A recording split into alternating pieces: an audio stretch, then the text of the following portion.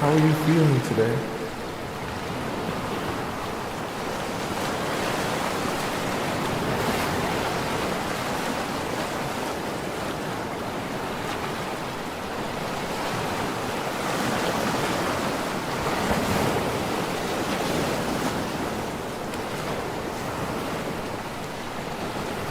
Do you feel fulfilled in life?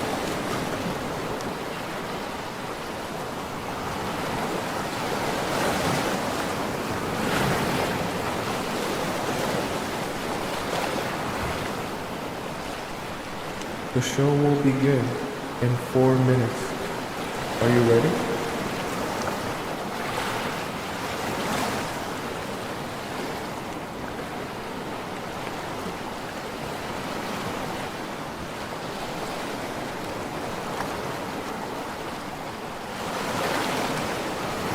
When was the last time you felt betrayed?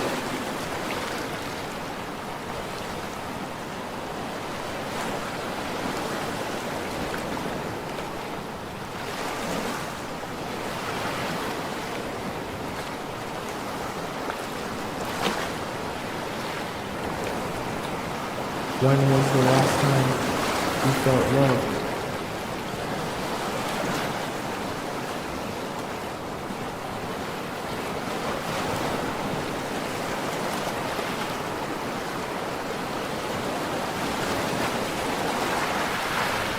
The show will begin in 3 minutes. Are you ready?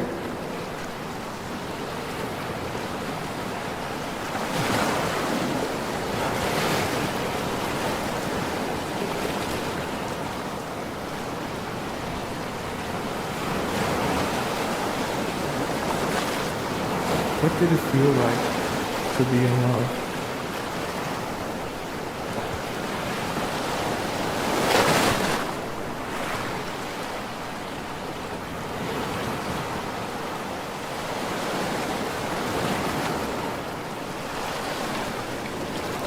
What is the most painful part of being in love?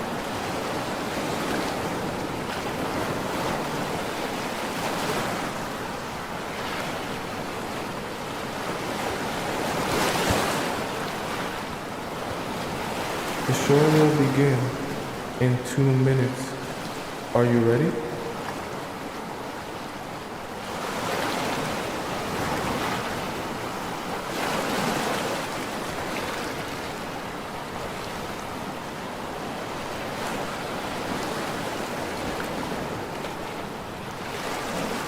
Are you ready to be transformed?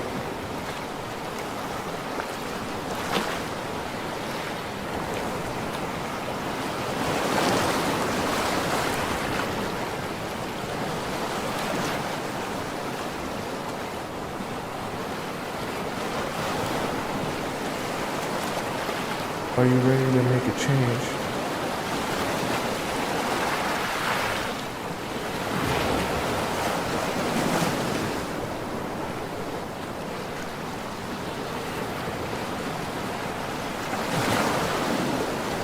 The show will begin in 1 minute. I hope you're ready.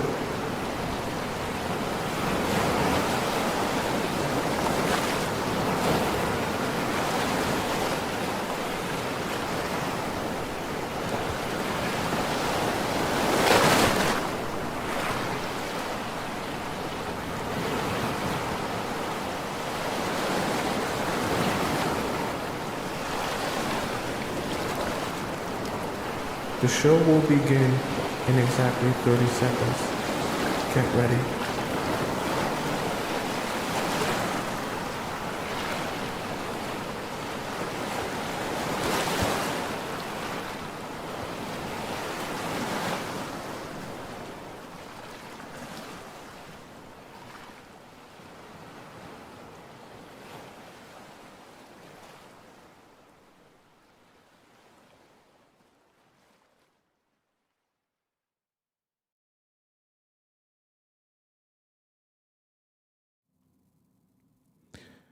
What if I told you there's a secret perfect pace to a relationship so a man stays in love with you?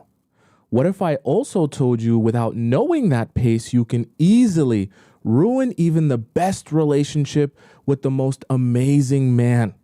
If that sounds horrifying to you, don't worry. On today's show, we're going to be discussing how to pace men so they stay in love with you. That way, you have a thorough strategy of not only how to get him to desire you, but how to keep him obsessed with you forever.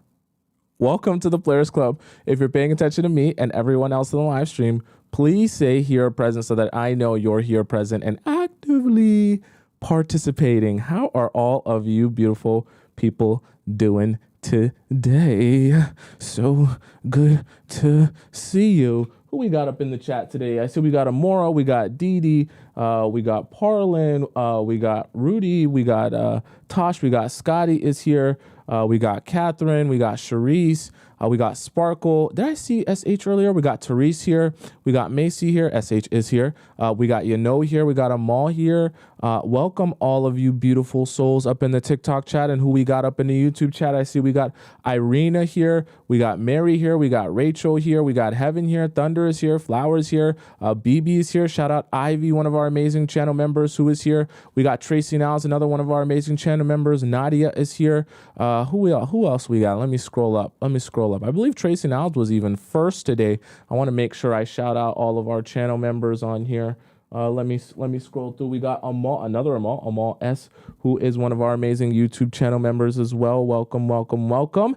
And of course, we got the most amazing, most awesome school principal, Missy America, holding down our YouTube chat. Welcome all you beautiful people. And shout out to Sharice and SH for holding down our TikTok chat as our moderators. Okay, let's get started, chat. I don't want to waste too much time. All right. We want to get into the discussing today.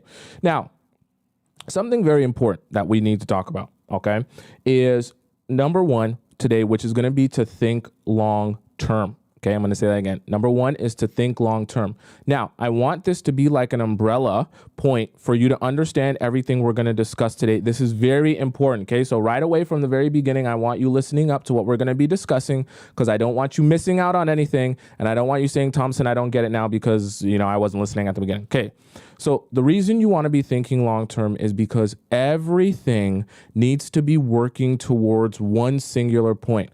Meaning, when you date a guy from the very beginning, from the very start, as soon as your fork touches that plate on the very first date, as soon as you start typing out that, hey, what's up message after he messages you for the first time, as soon as you see his profile picture and you're starting to think, okay, maybe this could be something, you immediately have to be thinking 25 years down the road. Okay. And I really mean that. It's not meant to be a joke. And the reason I say that is because if you're not thinking about future you, if you're not thinking about the long term of this relationship, what's going to happen, and I know it's going to happen, what's going to happen is you're going to go about this relationship all willy-nilly. You're going to allow things. You're going to do things just because it's fun, just because you're in the moment and you just want to have a good time and you're young and who cares and the world doesn't matter past the day that I'm living here today. Okay. I want to live in the present.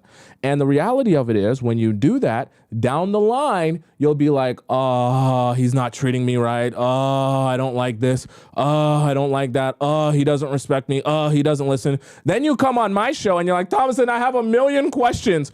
Everything you say to do, I've done it wrong. How can I reverse it? And then we're trying to work backwards here. Okay. So what you need to understand is how to think long term. So when you first meet him, I want to give you guys a whole bunch of points today that's going to help you understand how to pace relationships, but also help you understand what you're going to anticipate. So let's talk specifically in this point about what you're going for and striving for.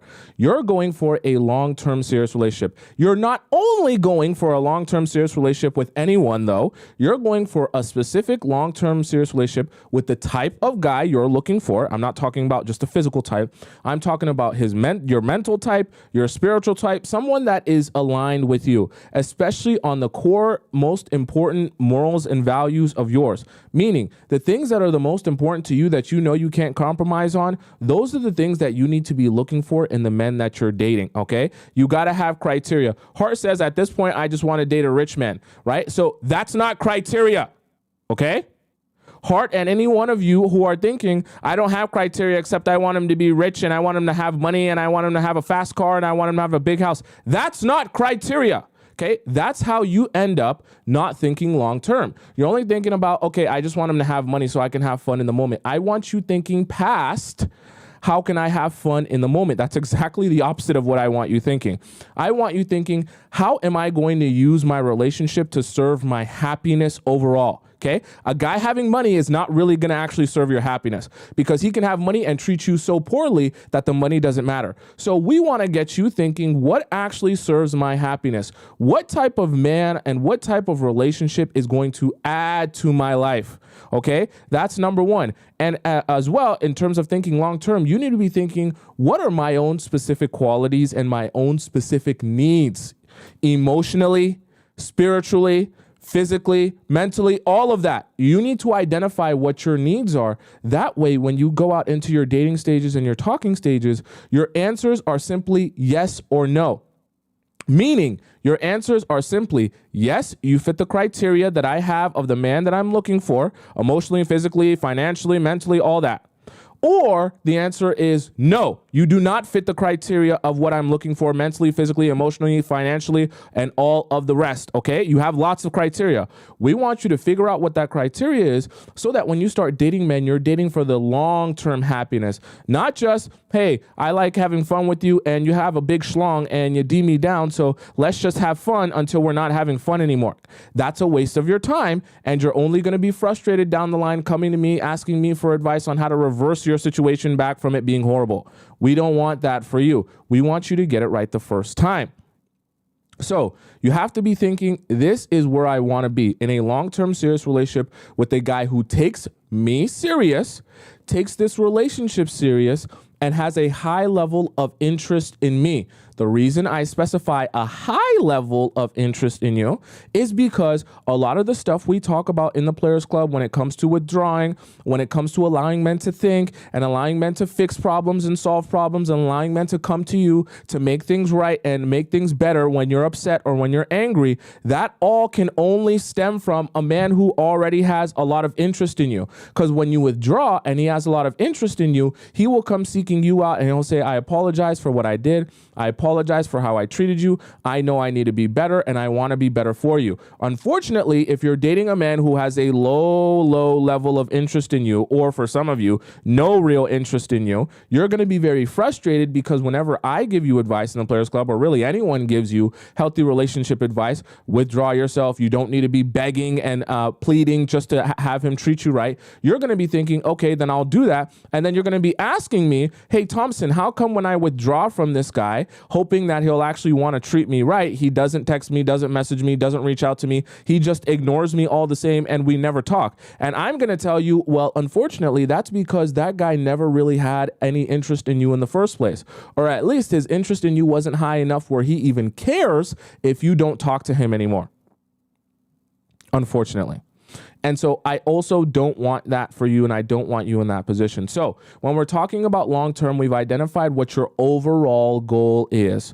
Now, let's get to number 2, which is going to be how you're going to exactly get there, because I wanted you to understand the goal overall so that we can understand how you get there. Number 2 is going to be progression. So there's a very specific type of progression that I want you to understand is going to go on here, and we're going to hop into detail, which means we got to hop into the whiteboard, okay? So let's get into the whiteboard here, and we're going to talk progression for a bit, all right? So very, very important. This is from yesterday's show here.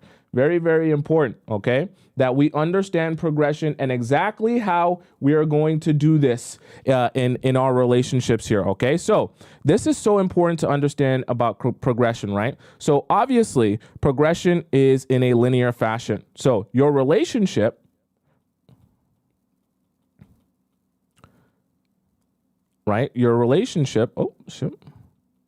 is meant to look like this, right? Meaning, as the days go by, right, the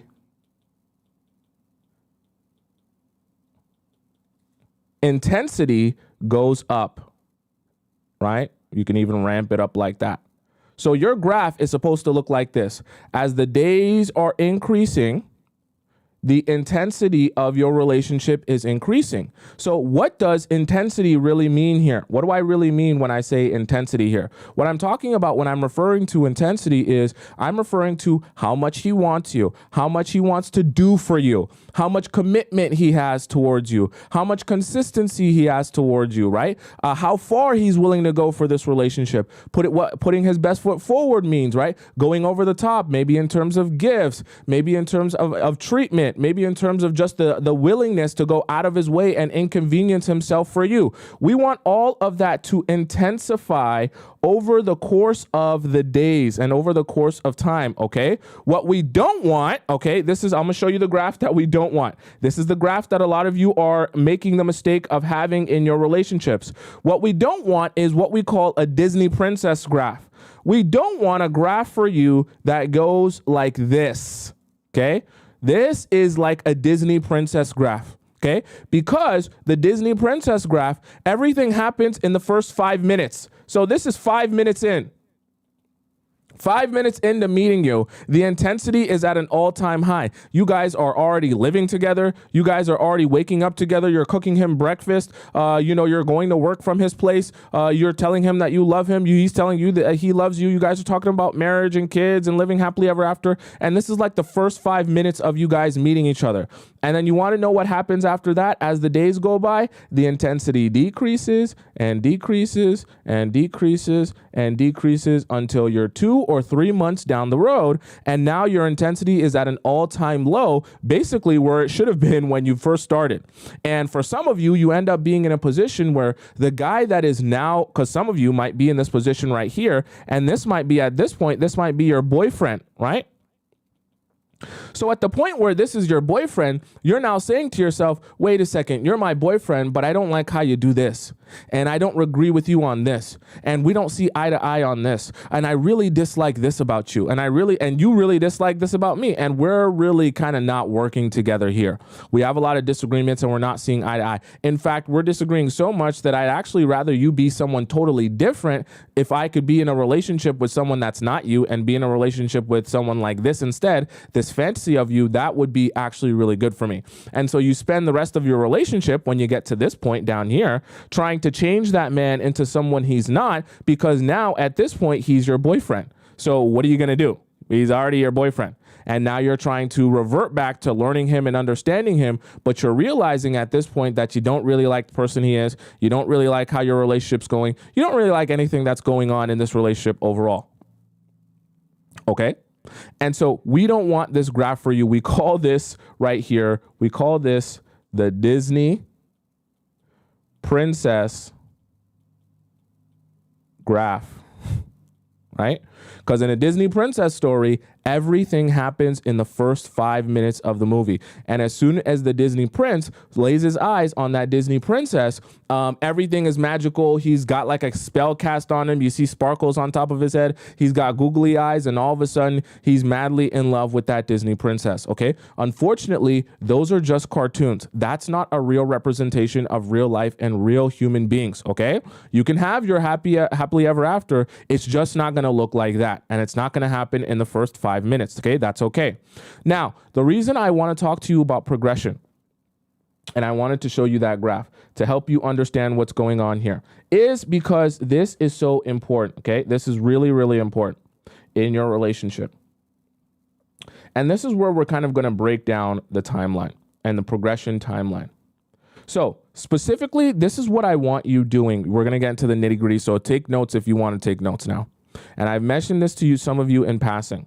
So let's talk about 2 different versions of your relationship. Obviously, before it becomes exclusive, you're going to be in a talking stage. So I'm going to separate this into 2 charts, right? So we're going to have first our talking stage,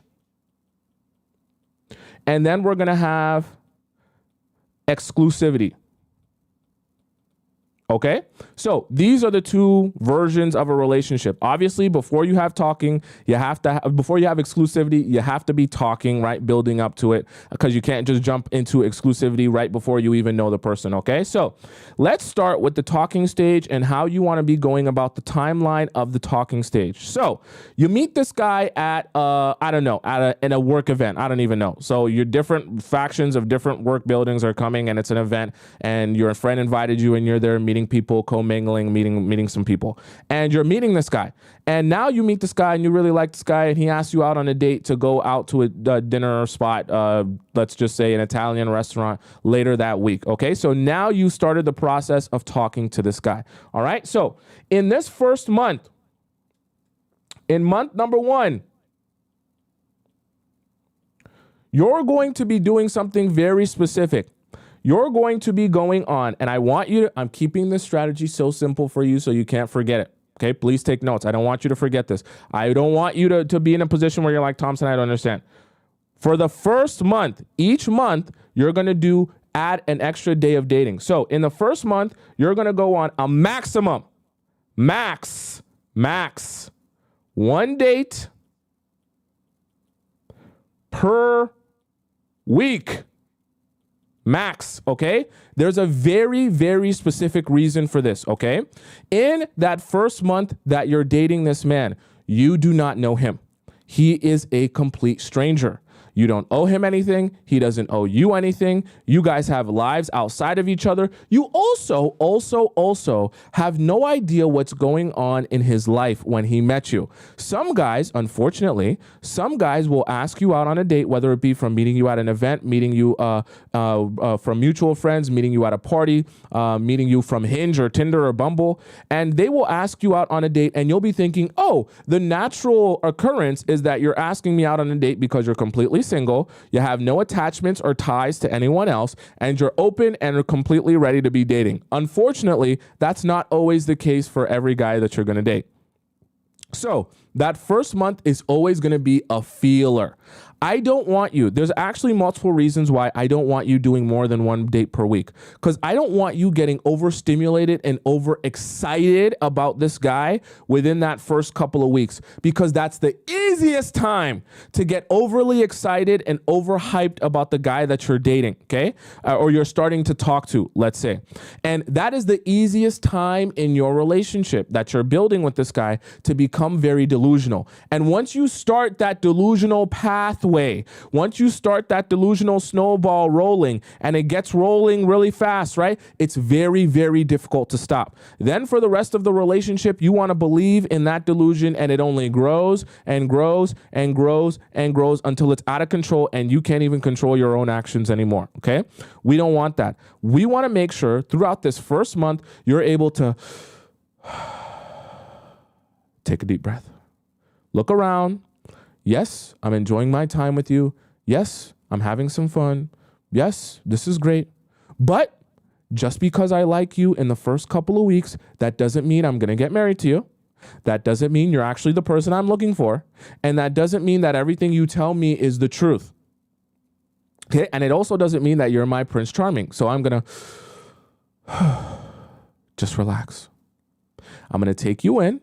Not physically, okay? I'm going to take you in mentally and emotionally. I'm going to hear what you have to say. I'm going to figure you out. I'm going to observe your actions, and I'm going to give you some time so that you and me some time so that I can learn you. Get an understanding and a feel for you. No diddy, okay? You're not feeling on him. You're just feeling his aura, feeling what he's like, feeling what type of, if he sticks to his word or if he doesn't, feeling if he's really about it or if he's not, if he's serious or if he's unserious, okay? So these are the type of things you're going to be figuring out in month number 1. All right, so month number 1, you're going on 1 date maximum. You're feeling things out. Okay, you're not going to get ahead of yourself and go on a whole bunch of dates. That's going to get you overly excited for the wrong reasons. And when you're overly excited, you become delusional. So that's month number 1, no more than 1 date per week. Now, let me specify this as well. For each and every date we're going to be discussing in the talking stage, each and every date I specify is going to be a maximum of 2 hours. Max.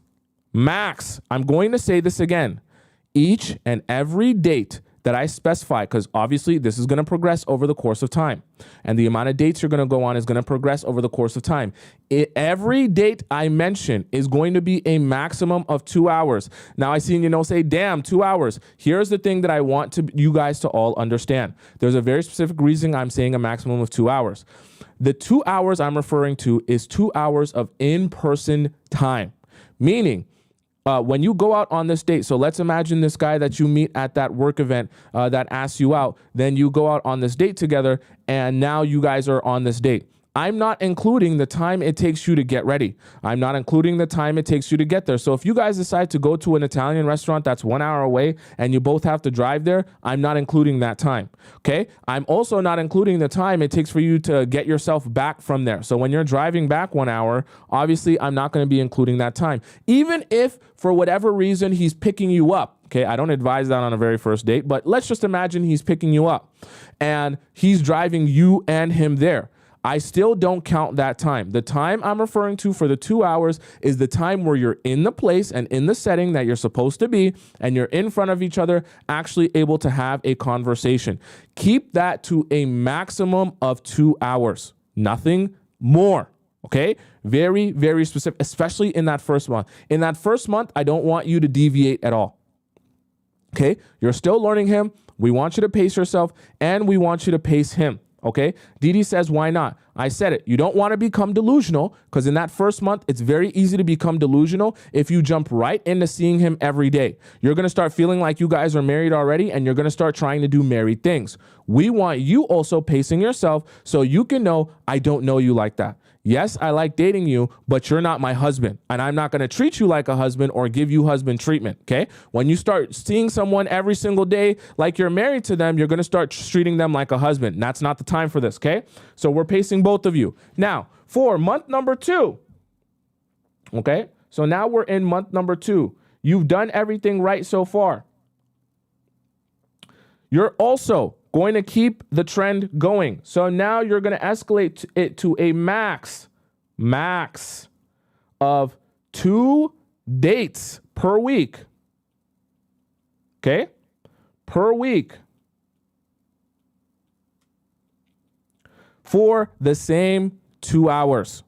Okay? I'm going to keeping it very simple. Each month, we're going to add a number of dates. So now, because each date is going to be 2 hours long, now you have a total of 4 hours per week that you can spend with this guy, okay? Same reason. We don't want you becoming delusional, but we want things to be progressing. If he can be consistent with you like this for 1 week, now let's progress it down to month number 2, where now you can see each other more. You can be a little bit more frequent with each other, because now you're learning him a little bit. Now you're seeing him in a couple of different environments, and now you're understanding what level of consistency he really has. So remember, you don't want to make the mistake of making guys feel like they're not actually getting anywhere. We're treating this like a video game, meaning we're allowing the guys over the course of time that show you that they're serious with you, that show you that they actually want to invest in you emotionally, that they are going to be rewarded for that investment. Now, reward is not opening your legs and letting him jackrabbit himself inside of you. Reward is allowing him to have more access to you, okay? That's the mistake that you make. You're thinking, oh, when he does good things, my reward for you should be allowing you to sleep with me or jackrabbit yourself inside of me for 90 seconds. His reward should never be that. His reward should always be getting increasing amounts of access to you, which is precisely why I need you to allow this to progress over time so that this can actually feel like a reward. It will not feel like a reward to him if this process is happening all in 1 day or all in 1 week. If in the first week he sees you all 7 days, how can you progress? How can you progress from there to him seeing you more or feeling like access to you is a reward in itself? He won't be able to, and you won't be able to use access to you like a reward. So then what are you left with? Allowing him to jackrabbit himself inside of you for 90 seconds or less. We don't want that.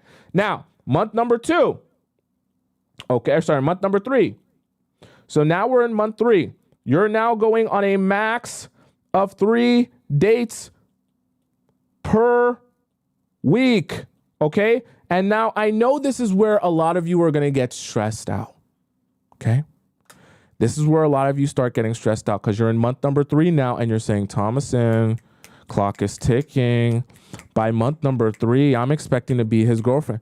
Hold on. Okay, hold on.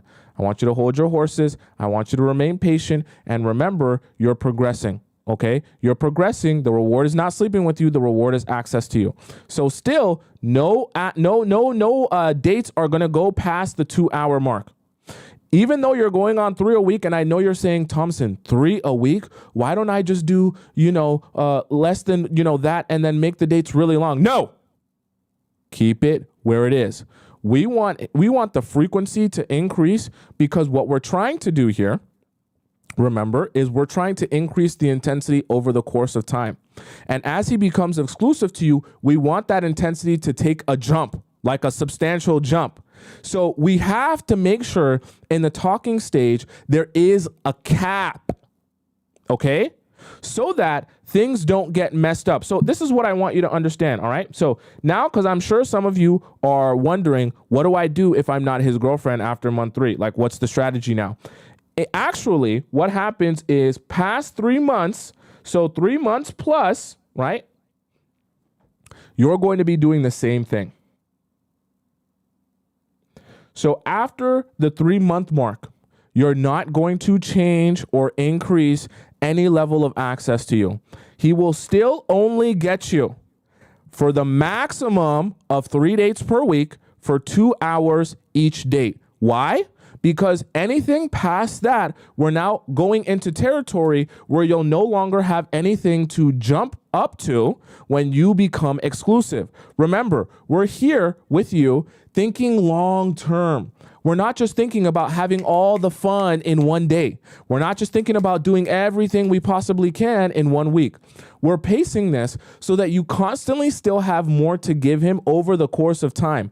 And whether he's on a pace where he wants you to be his girlfriend in month number 3, or he wants you to be his girlfriend in month number 5 or 6 or 7, you still have more to give him, more access to give to him. Not as if on month number 3, he's already seeing you every day, and now you don't know what more to give him access to if he becomes your girlfriend, okay? Then you're kind of between a rock and a hard place. Now you're starting to think, well, in order for me to do more or give him more, I'm going to have to allow him to jackrabbit himself inside of me. We don't want that. Okay? So after month number 3, you're not going to change anything, right? You're not going to change anything. You're not going to change the frequency. You're not going to change. Now, obviously, throughout this time in month number 3, you can allow him to see you less than the 3 dates. Okay, so if it's going to equal 3 dates and then 6 hours, and then you're going to have the less than that amount of time, that's perfectly fine as well. All I'm saying is it's going to be a maximum of 3 dates per week for those 2 hours and those 3 days in the week. Okay, does that make sense to you guys? Then we're going to hop into exclusivity. Ivy donates into the YouTube chat. She says, she donates $10. She says, what if he only wants to see me every 2 weeks in the beginning, but is consistent? I feel like that is too slow. Here's the thing. Okay, this is a perfect question that Ivy asked. It's a great question. Because some of you are probably thinking, well, the guy that I'm dating, he doesn't even see me once a week. So what am I doing here? Do I force him to see me once a week? You allow that guy to take it at his own pace simply because you need to gauge what pace he actually wants out of you. So if this guy that you're dating is only capable of seeing you 2 times or 1 time every 2 weeks, then you allow that to be the pace. Then you increase the pace from there. So if he is only going on 1 date every 2 weeks with you, like in Ivy's case, you can allow it to increase to 1 date per week, but you cap it at 1 date per week. However, if that guy is consistent in seeing you 1 date every 2 weeks at the beginning, that's perfectly fine. All I'm giving you is a guideline to the cap that you cannot go over. Okay, so in any stretch or any way that you do this, you cap it at that amount. Now, the other thing that I want to mention, if you're in a position like Ivy is, where the guy that you're seeing or you're talking to is dating you and going on dates with you once every 2 weeks, that's fine if that's what he wants to do and he's consistent in that. If he's dating you once every 2 weeks, you still cap the date after 2 hours. Do not if this guy, and this is for those of you where the guy is capable of seeing you this amount of time, meaning not for those of you not in a long distance relationship. We're going to get to long distance later because honestly, those of you in long distance relationships are in a whole different thing. And most of you are not even in a relationship. Okay. I want to preface it on people who can actually see each other on a consistent basis, because it's very difficult to determine whether you can see someone on a consistent basis when you're long distance. Let's table long distance for a second, because most of you are in drastically different situations. Now, assuming he actually could see you. So any situation where a guy could see you more than once a week if he wanted to, then you're in this boat that we're talking about. And I want you following these guidelines very, very specifically. Okay. Now, if that guy chooses that he could see you theoretically more than once a week, but he just chooses to make it once every 2 weeks because of work or because of whatever the circumstance is, you keep it at that pace. You just don't want to allow it to go anything past one date a week for the first month, and how I prefaced it for all of you, okay? But you still keep each date for those 2 hours. Does that make sense to you guys so far? This is how the progression goes.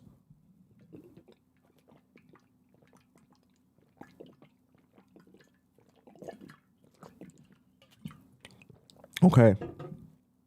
So now that we've gone through the talking stage, let's go to exclusivity. Okay. Now, some of you are probably thinking, Tomisin, at this point, so let's assume at this point, after a couple of months of you doing this, now it's been over 3 months that you've been doing this, he then asked you to be his girlfriend. There's still a pace required here. So now, let's talk specifically exclusivity in the terms of dating now. So in that first stage, let's just say where you guys are now seriously dating. You're not living together or anything. You're just seriously dating. Now, what you want to do is in month number 3+, and you guys are exclusively dating, you take your 6 hours a week, 6 hours a week, and you're going to split it up, okay? You're going to split it up however you want.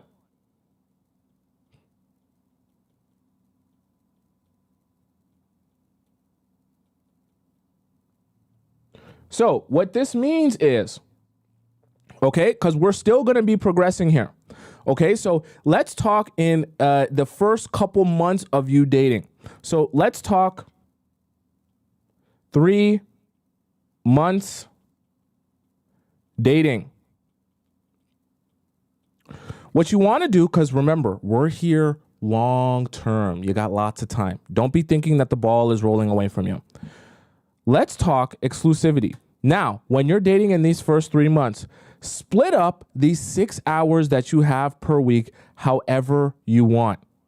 So if you want to see him once a week, and in the process of you seeing him once a week, right? You want to then see him once a week, but you want to see him for 6 hours. The one time you see him per week, perfect. You can do that. If you want to see him, in some weird fashion where you do like 2.5 hours, 2.5 hours, and then one date, 1 hour, fine, you can do that. But let's keep it at that balance for the first 3 months. The simple reason that I say that is because sometimes you can find yourself in a position where within the first 3 months, that can be a really rocky stage, okay? A very rocky stage. And remember, we're thinking long term. The first 3 months of you actually exclusively dating, sometimes you can run into issues, you can run into problems, and you just don't want to hop headfirst into things. We still want to be building you up over the course of time. So in that first 3 months of dating, you allocate that 6 hours per week, however you want to allocate it, okay? In fact, let me say this. Right? Because now you have escalated up to being exclusive. Let me even go back, because I know some of you are like, 6 hours, that's a lot. So I'll bump it up and I'll say 8 hours, just so at least there's a bump here of the total amount of time, okay? So the reason I want to say that is because remember, we're progressing over the course of time, and now that you have passed and jumped into exclusivity, you can do an 8 hours a week. So if you want to, you can spend a whole day with him one time of the week, if you want to. And that will be your hangout. or you can split it up over the course of days. I know that this sounds really painful and really, really slow. There's a reason for that. And I know that it's ultra slow and ultra seeming like this isn't intense at all. I know that. And I purposely am doing it this way and giving you this timeline so that the guy that you're dating can continue wanting more of you. Okay? The worst thing we want is to put you in a position where the guy that you're dating wants to see you and spend less time with you. As soon as you get in that place where he wants to spend less time with you, everything that we're working towards and trying to do for you and get you princess treatment is going to be out the window. We want him hungry for more of you. So we want to increase the amount he sees you, but we also don't want to satisfy him by making him feel like he sees you all the time to the point where he doesn't want to see you anymore. Okay? So 8 hours a week, split however you want, okay, for that first 3 months of dating. Now, after those 3 months of dating, this is where we can start to become a little bit more relaxed, okay? Now, what we can do is, okay, sometimes you might be sleeping over. Sometimes you might be here and, you know, you didn't plan, you want to stay at his house. Maybe you go to work from his house one day or something like that, okay? So let's do this here. In the process of you seeing him and spending time with him, we're going to allow this for you. So you get 1 sleepover per week, no more than 2 days.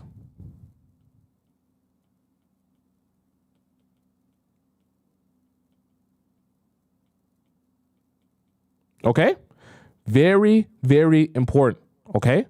I don't want you doing anything more. So we're now into 6-month territory. Okay? We're now into month number 6.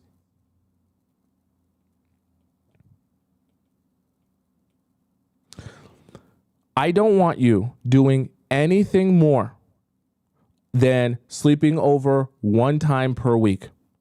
Anything more than that, after, so now we're into, like, oh, sorry, I'll be very specific here so you guys can know. 3 to 6 months of dating, okay? The reason I don't want anything more than 6 hours, or sorry, 1 sleepover a week is because anything more than that is going to go over the top. Once you go to 2 sleepovers per week, that's already going to be like 4 nights. And once you get into 4 nights per week, you're already spending your majority of your week with him.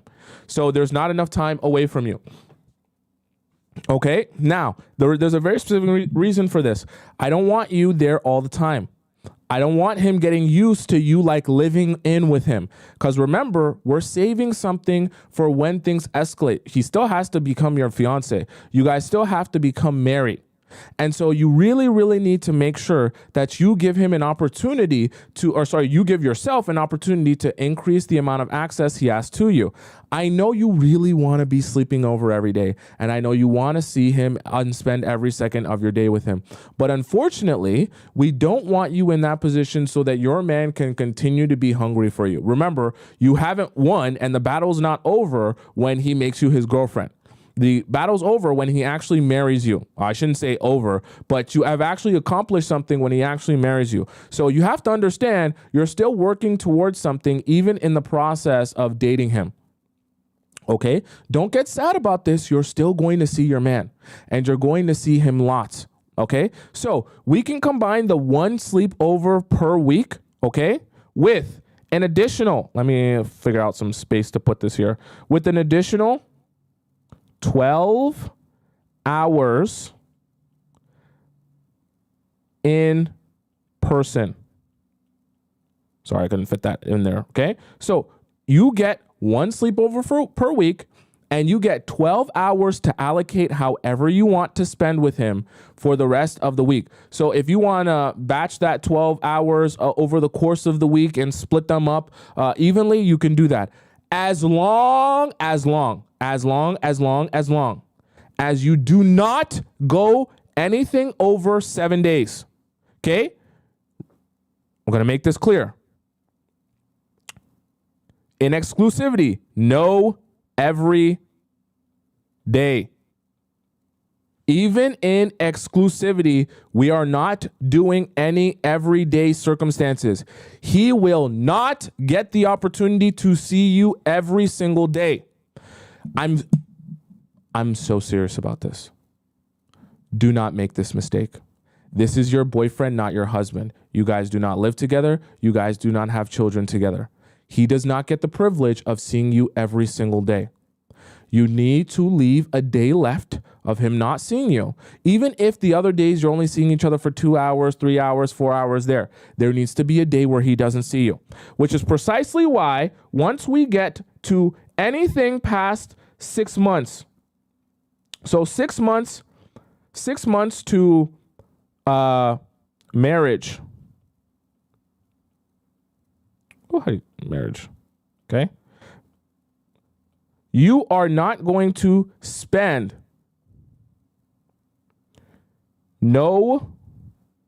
so you can do up to 6 days a week. And let's just put it like this. I'm going to put it like this to make it simple for you. Max 6 days per week. He sees you. I'm going to say this again. When you get 6 months to marriage, so assuming like proposing to you, when he gets down on one knee, proposed to you, asks you to be his wife, you do not spend any more time with him than 6 days per week. There will always be, until you guys get married, there will always be at least one day where he doesn't get to see you in person. We need to leave something left for him to say, I want more of you. Remember, such an important point that I gave you guys, an analogy I gave you guys is, remember, your dog is the most excited when you come walking through that door after you spent some time at work or going out or with your friends or with your family. Because when you go out that door, your dog has an opportunity to miss you and be waiting and anticipating the time where you're going to come back into that house. So we need to have that period where you walk back through that house and he can be like a happy, excited dog to see you come back through the door and be like, oh my God, I missed you so much since the last time that you were here. It was like agony. We need that to happen on a consistent basis. We can't have you there every single day where there's never an opportunity for him to say, okay, yeah, I actually missed you and I want to see you more. Okay. So this is very, very important. Okay. I know this is like a huge chart here. That's why I say take notes, screenshot this, however you want to do it so that you know how to do this properly. Okay. You do not ever in any circumstances, even once you're building up to marriage and this is such a serious relationship, allow your guy to see you every single day. Give him an opportunity to say, wow, I miss you today. Wow, I want to see you more. Wow, I want to spend more time with you, okay? We want your men in that position because when your men in that position want to see more of you, that's when you get an opportunity to ask more of him. Because as soon as you ask more of him, he'll be like, sure, I want more of you. So anything you need from me so that I can get more from you, I will absolutely do that. You don't want to be in a position where you have no leverage and you have no bargaining power because you have no more access left to give him. So we're not going to dish out all your access in the first 7 days. We want to hold that back strategically so you still have cards left to play down the line. Okay, this is obviously a very in-depth strategy, but I promise you this is exactly what you need to keep men in the place that you want them to be. Okay. So I'll give you guys, while I'm taking a sip of water, I'll give you guys an opportunity to screenshot this and take some notes or whatever you want to do, write this down, okay?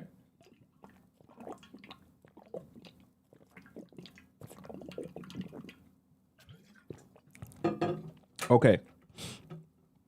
Now, does that make sense to all of you beautiful people in the chat and everything that we just discussed? This timeline is very important. And this is the timeline that I'm going to give you. Now we're going to break down some things to look out for. We're going to break down some things that you should be aware of. And we're going to break down some common mistakes as well. Okay. Because the timeline is great, but let's be so for real. If I just give you the timeline, but I don't advise you how to implement it, how to use it, what to expect from it, what things that are going to happen to you when you try to do this, You'll be lost all the way through, even when you start going through this and trying to implement this. So we have to have a breakdown of this timeline to understand what is trying to be done here and what you need to be anticipating. All right. So let's hop into point number 3. Okay. So point number 1 was to think long term. Point number 2 was the progression. Now, point number 3, you have to stay strong. You cannot allow men in your life to convince you that because they like you so much and want to spend so much time with you and they're so in love with you and they can't see their life without you, that they can't bear the idea of seeing you this much, and it needs to be more. And they need to hang out with you more, and they need to spend more time with you. And the 2 hours for twice every 2 weeks is just not going to work for him. He needs to see you 3 times. He needs to see you 4 times. He needs you to sleep over every night. Okay. You have to stay strong. And what I mean by stay strong is you, even the guys that like you, there's going to be guys trying to manipulate you and you see you every day. And there's guys that are going to actually genuinely like you and want to see you every day. You have to understand, even the guys that are the nicest, kindest, and most genuine and sweethearted that asked to see you more and more and more, you have to tell them no. You have to tell them no, because guys are like children. They're asking you for candy and dessert, thinking to themselves, I love spending time with you. It's like candy to me. Oh, I feel so good. I get a sugar high. I get a rush. I get a sensation. I feel so alive when I spend time with you. I just need to spend more and more and more and more and more and more time with you. But you need to understand, like children who are begging for more and more candy, when you actually give that child all the candy that they're asking for, when you give them mounds of cake, mounds of chocolate, mounds of ice cream, they end up getting a stomach ache. They feel horribly. They throw up. They feel like garbage. And now they're all upset and angry and crying. But you gave them exactly what they asked for. And now that they've received it, they're not happy. So I say that to say, stay strong and realize that what's actually best for you and the man is for you to continue pacing yourself in the relationship. Because the reality of it is, nothing bad will ever come from you having a hungry man in your life. I'll say this again. Nothing bad will ever come for you having a hungry man in your life. Meaning that man wants more of you very badly. He wants to see you more. He wants more time with you. He wants more exclusivity with you. When he's hungry like that, he will be in hot pursuit of you. Don't get anxious thinking that when he complains, that means he's losing interest. When he complains, he's actually having anxiety of how much he's frustrated with how much he's liking you and wanting to pursue you. That process can be frustrating, but what comes from that process is actually very good things for you. Okay? Does that make sense? We want your guys hungry. We want your guys passionate. We want your guys in hot pursuit. We don't want them stagnant. We don't want them chilling. We don't want them relaxing and feeling like, oh, she'll be here when I come back around. I could talk to her whenever. She'll be available whenever. Who cares when I talk to her, if I message her? None of this really matters, okay? Right? And you have to make sure you stay strong and are capable of saying no to men. Now, Ivy asked a great question. She said, according to that timeline, when is pineapples okay? This is great, actually, and I want to address this because I didn't even get a chance to address this in progression. My honest advice to you, to keep it simple for all of you in terms of timeline. Okay, I'm gonna go back to here, and I'm gonna even screenshot this in our whiteboard. Okay, I'm gonna go back to our point here. My advice to you, I'm gonna keep it very simple. If you're on a timeline where this process should only take about 4 to 5 months, just go ahead and no pineapples until you get exclusivity. Okay, no pineapples. Oops, I should have put this here.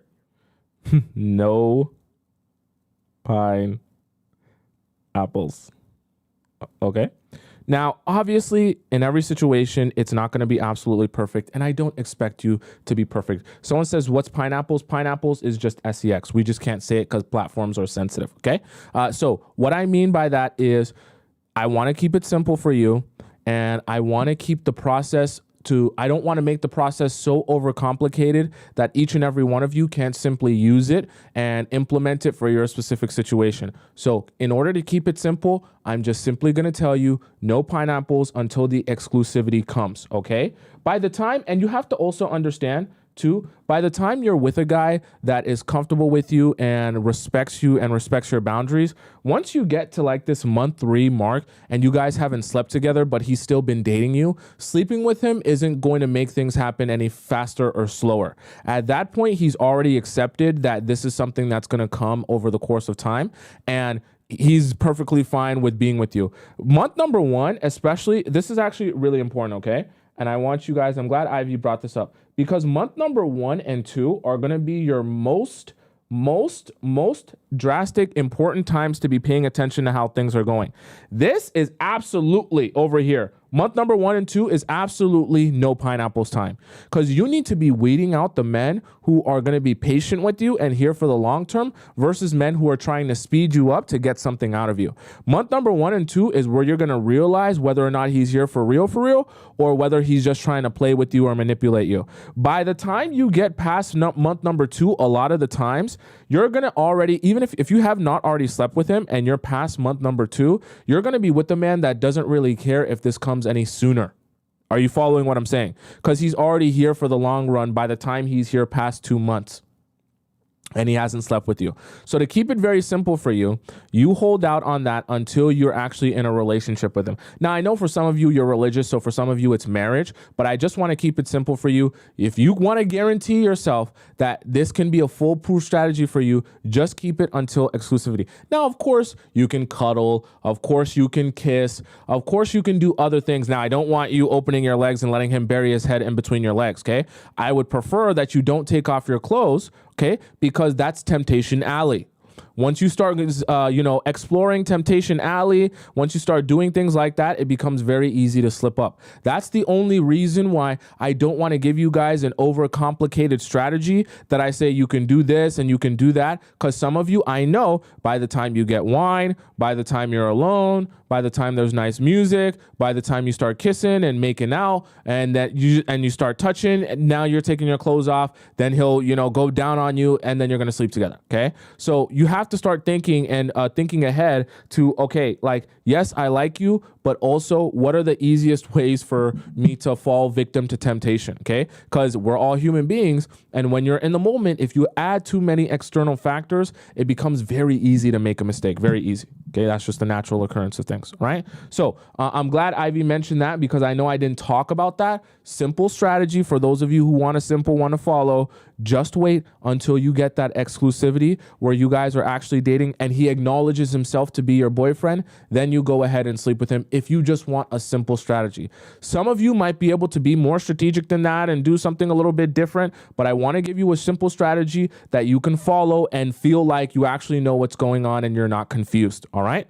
So that's a very simple way to go about it when it comes to pineapples, right?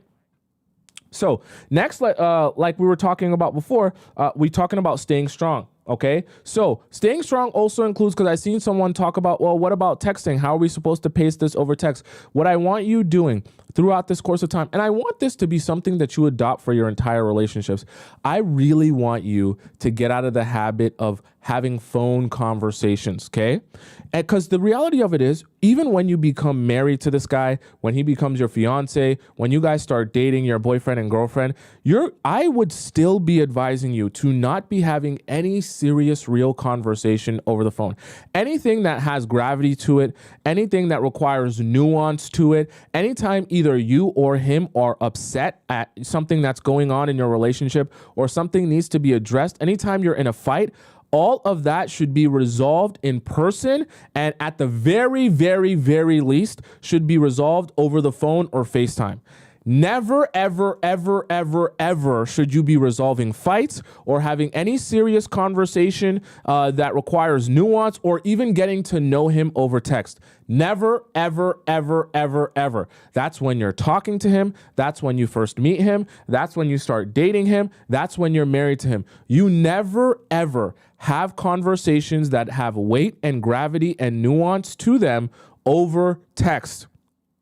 At the very least, if the conversation is urgent and it needs to be had and it needs to be discussed, you do it over the phone or you do it over FaceTime. Someone says, what about long distance? That same thing applies to long distance. You never, ever have any nuanced conversation. Never, ever try to get to know someone or understand them over text. You always do that over the phone or over FaceTime, okay? Never. And this is part of what I mean by staying strong. You pace men, because sometimes men are going to talk to you and they're going to be like, but I want to text you more. I want us to text every second of every single day. I want us to chit chat when I'm on my break and when I got a second and when I don't have this. And I want us to text and text and text and text and text and text until we're blue in the face. Do not give men that. Do not. You will make a mistake giving men that. Because when you give him all this access to you to talk to you over text and feel like he's getting to know you over text, he will be less inclined to have the hunger and desire required to ask you out on a date. Okay? Because remember, throughout this process of you building things up and progressing things over the course of time, you are going to be allowing him to ask you out on dates, allowing him to take you out, allowing him to tell you how much he wants to see you. So he constantly has to be hungry for more of you. If you make the mistake of texting him 24/7, what's going to happen is some of these textaholic men are going to fall in the trap of just texting you but never asking you out on a date. So even if you're in medium distance, short distance, long distance, extended distance, halfway around the world, you're going to find that if you're with a man that really likes you and he loves texting himself, he will fall into the trap of just texting you all the time, but never actually asking you out on a date to actually see you. You'll be frustrated because you'll be like, well, what are we doing here? I get it. We're texting and we're having good text conversation, but like, when are we actually going to go out on a date? Now you're going to start begging for time with him in person. That's bad. We don't want that for you. And we don't want you in that position. We want you receiving him. And the way that you want to be receiving him is that he is really hungry and thirsty and starving for you, and he really wants you and he wants more of you, okay? It doesn't have to be so intense, but you get my drift, right? He wants more of you, and because he wants more of you, he approaches you and asks you to see you on more dates and asks to take you out. So we got to squeeze the life out of other forms of communication so that they don't become too comfortable for him, that he doesn't want to do anything more than have those forms of communication. Even now, this is for those of you who are like, what about long distance? What about long distance? What about long distance? For those of you in long distance relationships, we still need to squeeze the life out of those other forms of communication so they don't become overly comfortable. Whether you're in long distance, short distance, or medium distance, we do not want you to allow your man to become comfortable with just texting you. Okay? If that guy is in a remember, I tell you guys all the time, if you're going to do long distance, fine. It's very challenging, but fine. If you're going to do it though, make sure you're doing it with a man who is twice as intentional with you and in this relationship as the average man. The reason I'm saying that is because if you do not ensure that the man you're seeing is twice as intentional with you, you'll find it very difficult to maintain what's required of both of you in a long distance relationship. So what I mean by that is, if you're in a long distance relationship, you're not going to be texting all day still. What you're going to be doing is you're going to be scheduling your phone calls and your FaceTime similar to how you would do dates. You're going to be making sure that you take the opportunity to have each and every week on almost like the same timeline as this, each and every week where throughout the week, you have a time allocated for both of you where you say, okay, I'm free at this time. I don't have work at this time. I don't have a family or a friend thing at this time. We are going to FaceTime or video chat or phone call at this time, specifically set out for us to have a conversation and get to know each other and spend some time with each other. Okay? Not a half-assed FaceTime where you're like half asleep, you're falling asleep watching Netflix, and the phone is like up on your ceiling, and then he's like half asleep doing something else, and the phone is like on the other side of the room, and he's just doing stuff while you're there. That's not what I'm talking about. I'm talking about a schedule, allocated, set, and block of time in your day or week where you guys both say, this is time set aside for us to have a conversation with each other, whether it be over the phone or over FaceTime. Now, if when I say that, you're saying to yourself, Tomisin, that sounds like a lot. I don't know if I can do that. Said that sounds like a business meeting. If you're in a long distance relationship and you hear me say plan and schedule the FaceTime calls and the phone calls, and you're saying, I don't know if I really want to do that. That sounds like a lot of work. I don't know. I don't want to do a business meeting. I want to have a relationship. Perfect. Then you're not ready for a long distance relationship. Cut it off right now. If that sounds like too much work for you, what I just mentioned, if you're in a long distance relationship, cut it off right now, because that means you're wasting your time. If you are not mentally prepared to go through all of that extra effort for your long distance relationship, you're wasting your time, because both you and that guy are going to have to do double the work of the regular person. Why? Because you want to be within a relationship with your Prince Charming halfway across the world. Cool. You can have what you want, but it comes at a price. You will have to work extra hard to keep your relationship. You will have to work extra hard to make sure it's stable and you're maintaining it. You will have to work extra hard. If that sounds like too much work, too much stress for you, I don't want to be planning and scheduling every FaceTime call. Like, I can't do all of that. That's so much work. Perfect. You have answered your own question on whether or not you actually want to be in a long distance relationship. Okay. Now, if you're prepared to do that and you have the mental capacity to do that, then go ahead and do that. If that sounds like too much for you to do, go ahead and cut it off right now. Stop wasting your time and his time. And if you are with a guy that is not prepared to do that, cut it off right now. Stop wasting each other's time, because you're never going to be able to maintain a long distance relationship if you guys can't take the aspect of spending time together seriously. And of course, you can't be seeing each other in person every time, on a regular basis. So that frequency of the phone calls and the video chats has to be taken with the level of seriousness that real dating would be taken. And if you can't do that, then that's your answer right there, okay? I'm not aware in the YouTube chat donates $10. She says, Tommy, I have been curious for so long. Why do you use your knowledge to give women advice? Wouldn't you be in the red pill community? What? Do you find more profit here? You can be as honest as you want. I'd still listen. I give my advice because when you think about it, if you break it down very simply, the advice I'm giving you, some people can say it's to manipulate people and to help you get what you want out of men. But if majority of you are here to get a long-term serious relationship out of men, and I'm giving you advice to help you understand men to get a to get a long-term, serious relationship out of them, then if you think about this logic, in the process of me doing this work by sharing with you this knowledge, and it works, then there's more long-distance relationships in the world. So then in the end, my work and effort has led to more long distance relationships and more happiness. Wouldn't you say that's a good thing? Right? So I kind of thought down the line, how do my actions actually affect the rest of the world? What's the consequence of what I'm doing? So it's kind of like the consequence is I teach you how men work, how they think, how they understand things, how they go about stuff, right? I might teach you a little bit of manipulation and stuff as well. This is a players club, of course, but the outcome we're trying to seek here is that you'll be able to get a long-term serious relationship out of the man that you're looking for. Not random man, a long-term serious relationship. Now, of course, you could use this advice for your own evil doing to just, get money out of men or something. I don't know. But what I'm here for is not to help you get money out of men. It's how to help you get a long-term serious relationship. So if there's more serious relationships because of that, then hey, I'll take whatever I can in terms of helping that out into and putting that into the world. Okay. So next we had first, think long-term. Number 2, we had progression. Number 3, we had staying strong. Okay.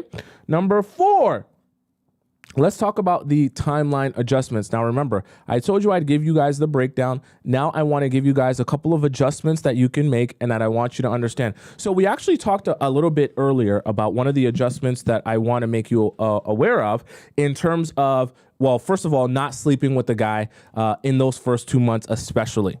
Okay.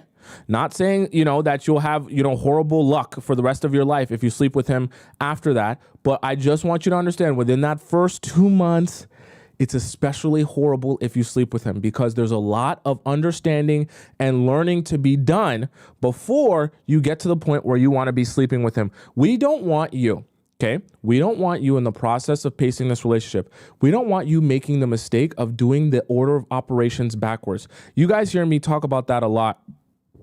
Okay, when people send in messages, you're doing the order of operations backwards.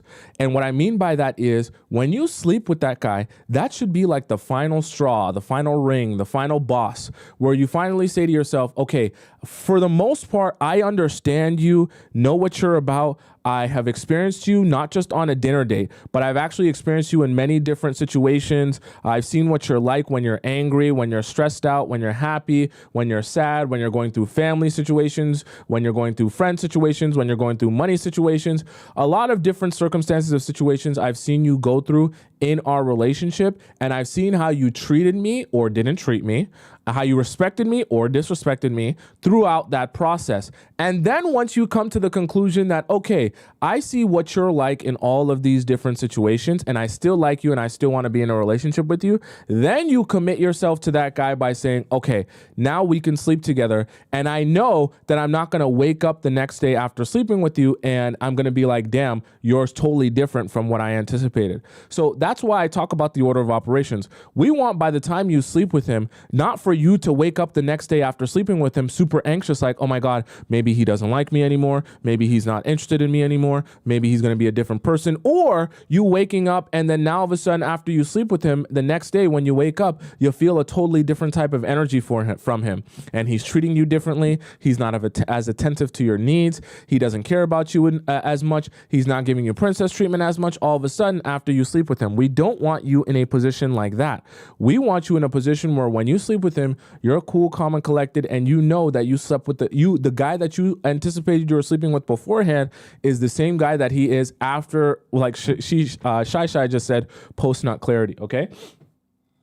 Post-nut clarity exists when guys sleep with girls who they don't really like or are not really interested in, and then after they bust a nut, they come to their senses that I don't really like you and I'm not really interested in you, okay? Post-nut clarity doesn't exist when you're when you're with someone that you actually like and enjoy spending time with, and then by the time you sleep with that girl, you're not like, oh my God, now that I've slept with you, I don't like you anymore, okay? You sleep with them and you still like them after you sleep with them. Okay. Post-nut clarity, unfortunately, I don't want to be mean to you. Post-nut clarity is only reserved for guys who are sleeping with women that they don't really like or they're not really that interested in. And then after they sleep with those women, that's when they realize I don't really like you and I'm not really that interested in you.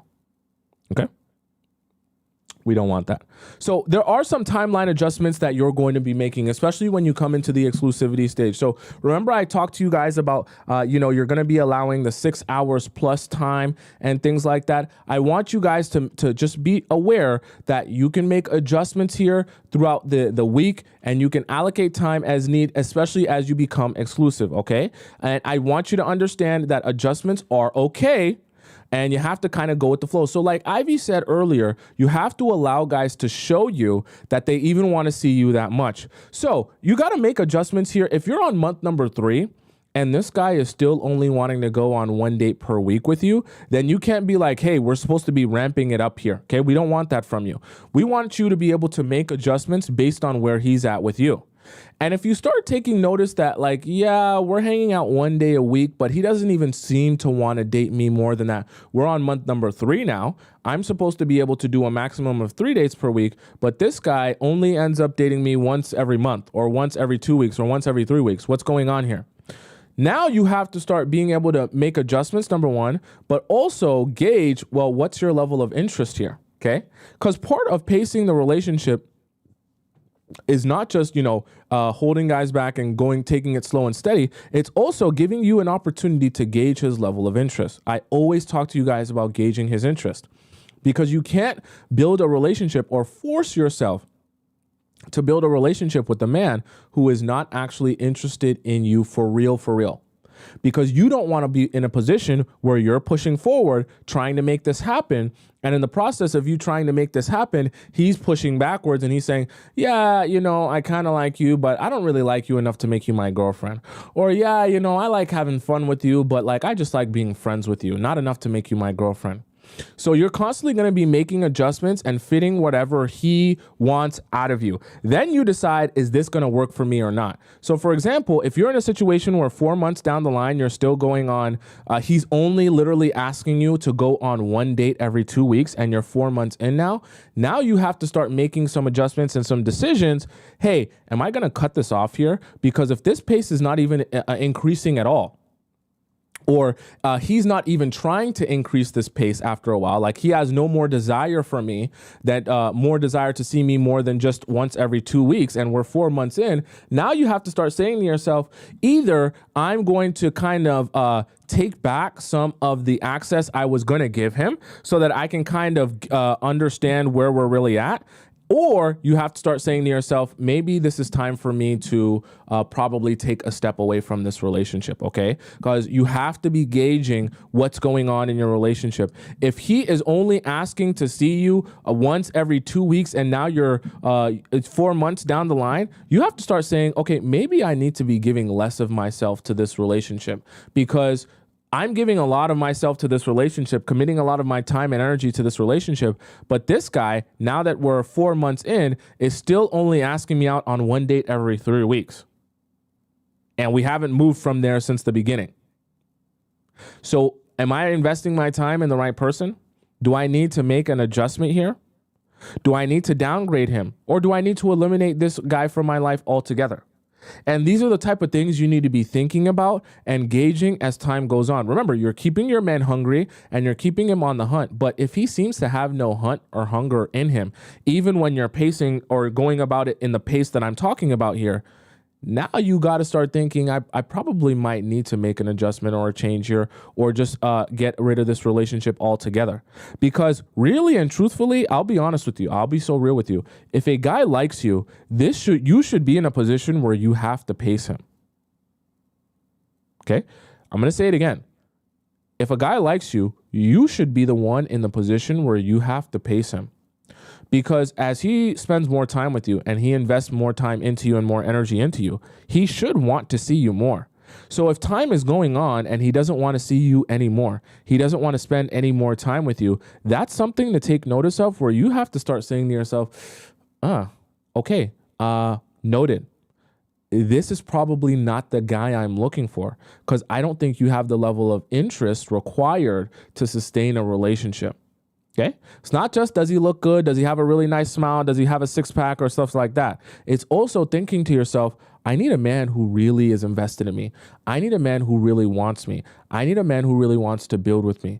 And I need to gauge if that's you, because if it's not, I can't sustain a relationship with a man that I have to beg to like me, or I have to beg to want me, or I have to beg to desire me. That's not going to work for you. Okay, does that make sense? So number 1 was to think long-term. Number 2, progression. Number 3, staying strong. Number 4, timeline adjustments. And number 5 is the idea of maintenance. So what you need to be doing is making sure that over the course of time, you're checking in mentally and emotionally to see to yourself, okay, is he asking more of me? This is part of the maintenance. You want to make sure that you're gone enough where your guy can still miss you. And this is kind of part of, kind of timeline adjustments, is that you kind of need to be adjusting this so that whatever works for him, where he can actually still miss you over the course of time, that is enough time that he can still miss you. So unfortunately, what you're going to realize is some guys are a little bit different. Some guys might like you, but within that first, couple of months, they might still be at that 1 date a week pace. And you got to say to yourself, I can't be pushing for more before you're ready for more. And your maintenance has to constantly kind of be shifting and making sure, okay, you want more of me, right? You want to see me more, right? I need to make sure that I constantly keep myself, right? So think of this like the threshold in which, where he really, really, would love to meet you at and see you all the time and spend all this time with you. You want to be making sure that you constantly meet him just below that threshold. meaning that you're never going to actually give guys all the access to you that they want. You're always going to meet them just below that so that they continue to say, I wish it was here. I wish it was here. Because from there, they're going to say, okay, I want to do more, so hopefully I can get it to there. They're going to have something to look forward to. So you constantly are going to be operating below that threshold. So your maintenance is understanding, do you still want more? Do you still need more? Are you still asking for more? That is your maintenance, that you continue to make sure there's still a need for more. And the other part of your maintenance is making sure you're still taking time for you. Because when you're pacing guys, we don't want you so anxious that you start saying to yourself, F whatever Tomisin was saying, I want to see him every single day, so I'm going to spend every single day that I possibly can with him. I love this guy, and I feel like this is my Disney princess movie, and this is the guy that I've been looking for. So forget what he said, forget his notes, forget his advice. I'm going to sleep in his bed every day. I'm going to make the bed. I'm going to wake up. I'm going to cook him breakfast. I'm going to go to work from his place. I'm going to come back to his place. I'm going to cook him dinner. I'm going to be like his wife, and I'm going to do everything all in the first week. It's a mistake. It's a grave mistake, and you will suffer and be punished for your mistake. I'm not going to punish you. The universe and the man that you're with is going to punish you, because you're going to be down the line wondering, oh, I should have maintained the strategy here, and I shouldn't have just lost my mind because I became anxious, which is why I say maintenance is also managing your own personal anxiety. Because remember, as time goes on and you like the guy more because you have feelings as well, this is obviously you're going to have feelings. As you have more feelings for him and you like him more, you're always also going to be thinking, oh, I want more time with him. I would love to spend more time with him. This guy that I like and I want to be with is begging me for more time with him. And it's going to feel so natural for you to say, I just want to say yes, Thompson. I want to say yes so badly. Why can't I say yes more? I like this guy so much. But you have to understand, for your long-term happiness, for the long-term of your relationship with him, you want to keep progressing. So sometimes you gotta say no. A lot of times you gotta say no for the future of the relationship and the benefit of the relationship so that he can continue wanting you more. You gotta say no sometimes. Okay? So make sure you're taking care of that maintenance. Make sure you're keeping track of that timeline. Make sure you're making adjustments as need be. And definitely make sure you're not doing the order of operations wrong. Don't be sleeping with him and then thinking, okay, well, now's my time to pace you in the relationship. You ain't pacing nothing. When you sleep with him, you ain't pacing nothing if you allow him to sleep with you on the first night or the first couple of weeks. And then all of a sudden you're saying, okay, so what do I do now for the rest of the 6 months leading up to him asking me on a date? Nothing left to do. Okay? Does that make sense? Right? Someone said, what's up with my nose? Oh, it's red because I'm itching it because I have tretinoin on my face, okay? You guys should know what tretinoin is. I talk about it all the time. Well, I don't talk about it all the time, but tretinoin's a secret weapon, okay? Okay, but it makes my nose itchy sometimes when I use it. All right, chat. So with that being said, let's go to our next topic, okay? Our next segment. It's this topic segment, okay? Our next segment here is going to be our reaction segment. Please spam up your camera emojis. Please spam up your headphone emojis. Please spam up your baby oil emojis, because we're going to get to watching some videos that are going around down in this world of tickety talk, and we're going to see what some people are talking about today. Now, we have actually a really, really special, I was going to say special video, but a really interesting video that I want us to watch together. This is gonna be very interesting today in our reactions, and I want to have a discussion about this. Okay, so not yesterday. I think it was on Monday or Friday. Okay, you got to be here every day. If you're not here every day, you're missing out on a lot. On Monday or Friday, we had a video that was very interesting about a friend going up to someone in a, I think it was a grocery store. I think it was a Costco or something like that. So apparently there is some follow-up videos to that video. So I'm going to have us rewatch the original video, and she's made some follow-ups to that video. We're going to watch the follow-ups together, and we're going to have a conversation about these videos. Okay, so for those of you who missed out when we watched this the first time, I'm going to break this down real quick for you, then we're going to watch it. This video right here is by a creator, and she essentially sees a guy, it is in Costco. She sees a guy in Costco that she thinks would be perfect for her friend, her best friend, and she approaches him in Costco. So let's watch this video together and see what transpires. Now, and I literally just saw a man that is the absolute description of my best friend's dream man, I believe, and I literally am trying to follow him to see if he has a wedding ring on, and I'm debating asking if he has a girlfriend. I know if I had to draw the perfect man for her, this is the man I would draw. Okay, I see a ring on his left hand, but I don't think it's on his ring finger. We are still following. That's him. I'm trying to get in front of him. Oh, we're gonna go this way, because I need to get in front of him to see if there's a ring. Oh my God, he's in front of me again. Sir, this is gonna be bizarre. I was trying to see if you had a ring on. It's not for me. I'm not married. Or I'm married. But okay. Are you single? I am. You are. I have my best friend. I saw you and I was like, I have to see. I had to see if you were single. Yeah. How old are you? 27. Oh, you're so young.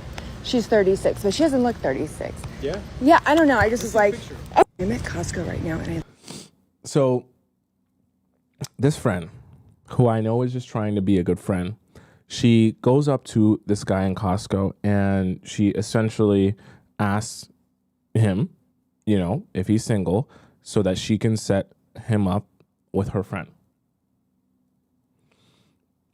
I commented on this video when we watched it the first time, and I said I know that she means well, but here's the problem. She's now put herself in a position where her friend now is at a disadvantage because this guy has been approached by her and accepted by her and essentially told, you're already good enough for my girl. Okay, without you even opening your mouth, without you even doing anything. And this is kind of the problem with approaching guys, because it kind of sets you up for failure, because the dynamic that you want for princess treatment and stuff has kind of been flipped on its head, because he might even be a great, amazing, awesome guy. But when you approach him and essentially tell him, hey, you're amazing. I see that you're amazing. You don't need to prove to me you're amazing. I already think you're amazing. That's why I'm coming up to you. And she essentially sells this guy on the idea that, hey, you should like my friend because my friend's amazing as well.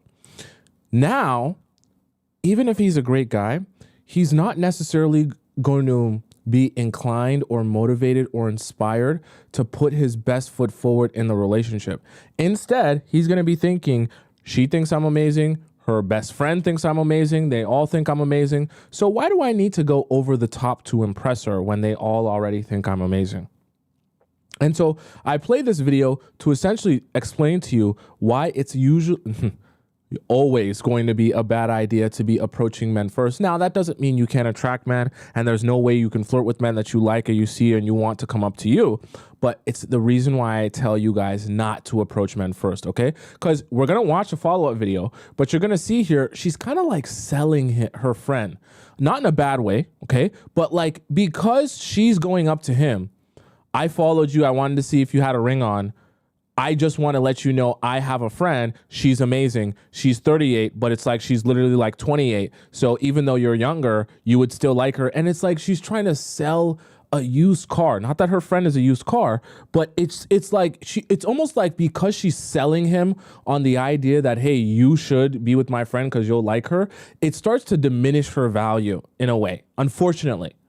And so let's go to the follow-up videos here that I want us to watch together and have a little discussion about, okay? Listen here, all you impatient little gremlins. I am the queen of impatience. I invented it. Seriously, I was named after it. You think you are all waiting for an update? I am literally just sitting here waiting for an update, okay? This is all the update I have, and I am waiting for more. Trust me. They've communicated. Oh my God, oh my God, oh my God, oh my God. This right here, this give me more information before I lose my ever-loving shit, that is the truth. I blocked out where she is because nobody needs to know that.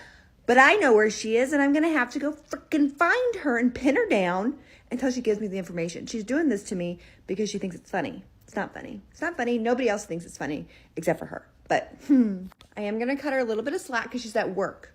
You know, things do come up. There are priorities. But I mean, so I'm just going to have to get on with my day. I have other videos to post. I have things to do. But as soon as I get an update, y'all will know. Okay? Listen here. So this video was 5 days ago. Let's go back to the original video and when it was posted. I'm at Costco right now. Okay. So the original video was like 5 days ago, I guess. So I guess this was later that day or something. I don't know. Who knows when she actually posted it versus when she actually like messaged her and everything like that. So that came 5 days ago. So she said she'd give an update. Now, here's another update. We have another update. Okay, there is going to be a date. To all the people that are like, did he ask for a picture at the end of that video? Yeah, I mean, wouldn't you? After talking to me, I would want to see a picture because all neurons were not firing. You know what I mean? I didn't give the best first impression, that's for sure. And then also more of the conversation that wasn't caught on video, unfortunately, because I ended the video to show him a picture. She never updates her social media, so I just went to the first picture that popped up on her Facebook, which is like when she bought her house and she literally has no makeup on and stuff. And I was like, this is her with no makeup. She's literally the most beautiful person I've ever met. Like, and I mean that. Who wakes up looking like this? Like, that's not fair. I know she means well, but whenever you're selling your friend like this, it comes, oh my gosh. It pains me to say it. It really does. Because I know that she wants the best for her friend. But selling her friend like this, from a guy's perspective, he's never going to be able to see her as like, oh my God, I so badly want to be with this girl that you're selling me on the idea of being with her.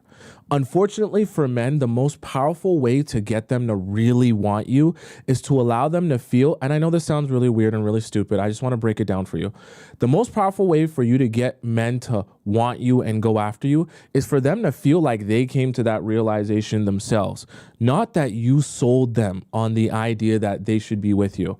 It makes whoever you're selling, whether it be a friend, a sister, or auntie, whatever, a cousin, it makes that woman feel less valuable, because if you feel the need to sell me on the idea of getting it, then I just feel like it doesn't have any intrinsic value, or not as much as I would want. Does Lamborghini come to your house and beg you to buy a Lamborghini? Does Ferrari come to your house and beg you to buy a Ferrari? Do they even make commercials to sell you on the idea that you should be buying a Lamborghini or Ferrari? They absolutely do not. They don't waste no type of money on silly commercials to regular people who aren't even going to be able to buy the car anyways. They know everyone would want the car if they could have it. And they know everyone knows about the car. And if they get the money, they'll buy the car. So they don't need to advertise to the regular person and convince them to buy the car. The car has its value and they know its value, so they don't sell you on the idea that it has value. Unfortunately, a lot of luxury items don't need, because if they have real value, they don't really need to sell you on the idea that they have value. They don't. Okay? And so I just say that to say sometimes that can lead to a disadvantage. Let me play the rest of the video. That's actually, it's insulting and it's rude. But anyways, but I also let him know. I was like, she's literally the most beautiful person I've ever met. Like, and I mean that. Who wakes up looking like this? Like, that's not fair. That's actually, it's insulting and it's rude. But anyways, but I also let him know. I was like, yep, she owns her own house. She's super independent. And since he's here for work, he doesn't actually live here. You know, it would be a long distance sort of deal, which is really great because she's very independent. I think would need her space. Honestly, I was like, that's fine. Being long distance, that's not a problem for us. Like, I kept referring to like, we're a package deal. And I was like, here's what we're not going to tolerate though. Okay. We're not going to tolerate liars. Just want to make sure you heard that loud and clear. Not gonna tolerate liars, okay? And he just laughed and he's like, oh, mama bear. I'm like, yeah, I'm just letting you know. This is so fun though, isn't it? It's so fun. We have an... I know she means well. I really do. But if you have friends like this, okay? If you have friends like this in your life, I want you to avoid telling them the guys that you're interested in, okay? Until you actually are talking to them and approaching them, because unfortunately, they will go out of their way to sell those guys on the idea of being with you, and it's going to diminish your value in those guys' eyes, okay? I just have to be real with you. So don't make the mistake of doing that. Don't have your friends do this for you. If you want a guy to approach you or you see a guy that you like, I want you to smile and glance. That's all I want you to do. And the last thing I want you ever doing is telling your friend so your friend can go up to that guy and like talk you up. Because I'm telling you this as a man who gets approached, okay? When I go out, girls do approach me and girls will come up to me. Every single time I go out and a girl approaches me on some, oh, I think you're cute type of energy, or her friend approaches me, hey, my friend thinks you're cute or whatever, I might be nice, I might be courteous, but I'm never going to be thinking to myself, hey, I want to take this girl out on a date that her friend came up to me and said, I think you're cute. It's just, honestly, it never makes me feel like, hey, I want you so much after you just came up to me and told me my friend thinks you're cute. So my advice to you is, if you want a guy, don't approach him. You glance, you look, you smile, and you hold your look, but you do not approach men, and you do not allow your friends to approach men, simply because you want to be perceived with the most value that you possibly can, and that's the best way to do that, is to not be approaching guys. Okay, unfortunately, I know she means well though. Let's go on to our next video here. Did we do this one? Men will let you stay with them forever, though. That's the thing. I think we did that one. Let's go to Christian. The bare minimum to expect from a man is that he worships you.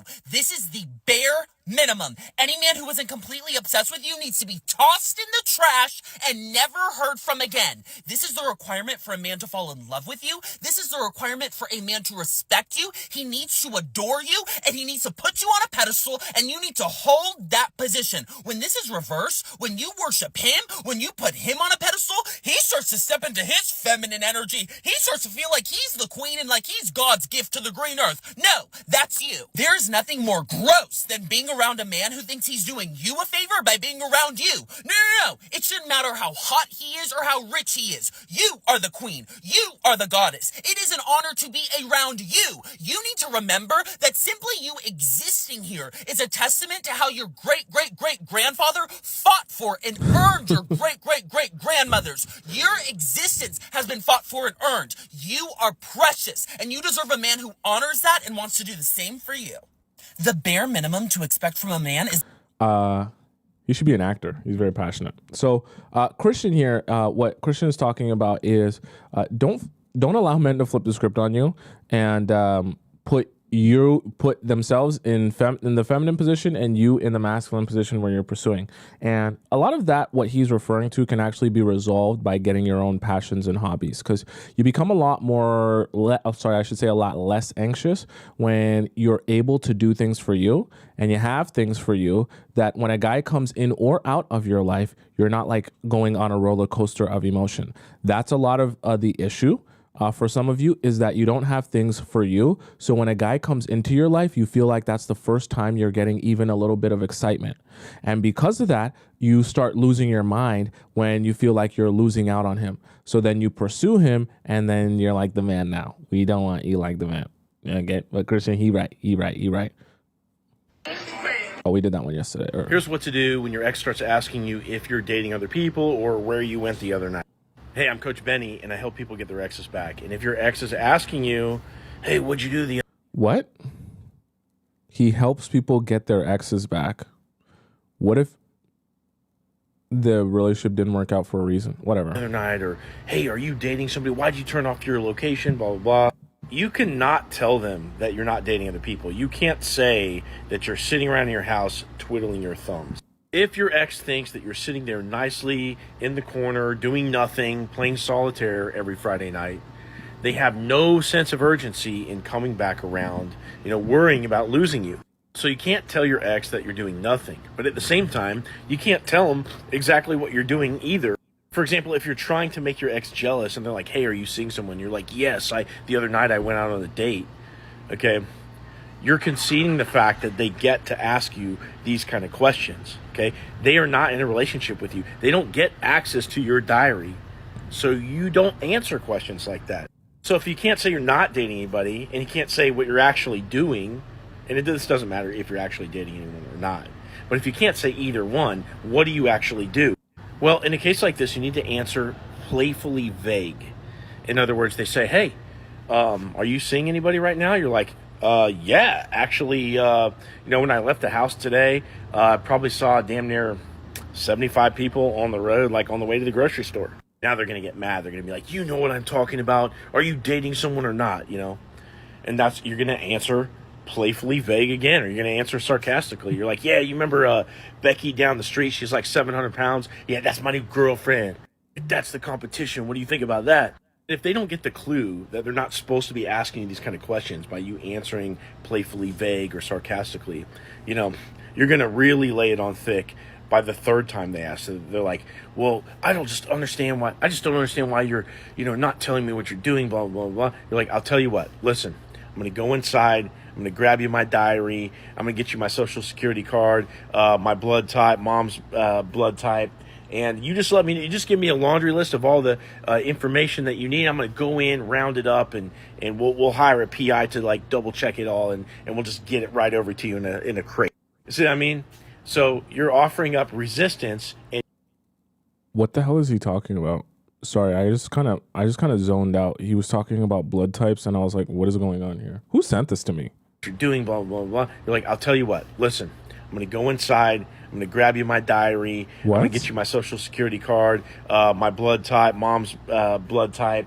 And you just give me a laundry list of all the information that you need. I'm going to go in, round it up, and we'll hire a PI to like double check it all, and we'll just get it right over to you in a. Yo, one of my favorite things is when people title something at the beginning of the video, and then by the halfway through the video, they're talking about something completely unrelated. Honestly, what the hell is he talking about? Like, what the hell is he talking about? Great. See what I mean?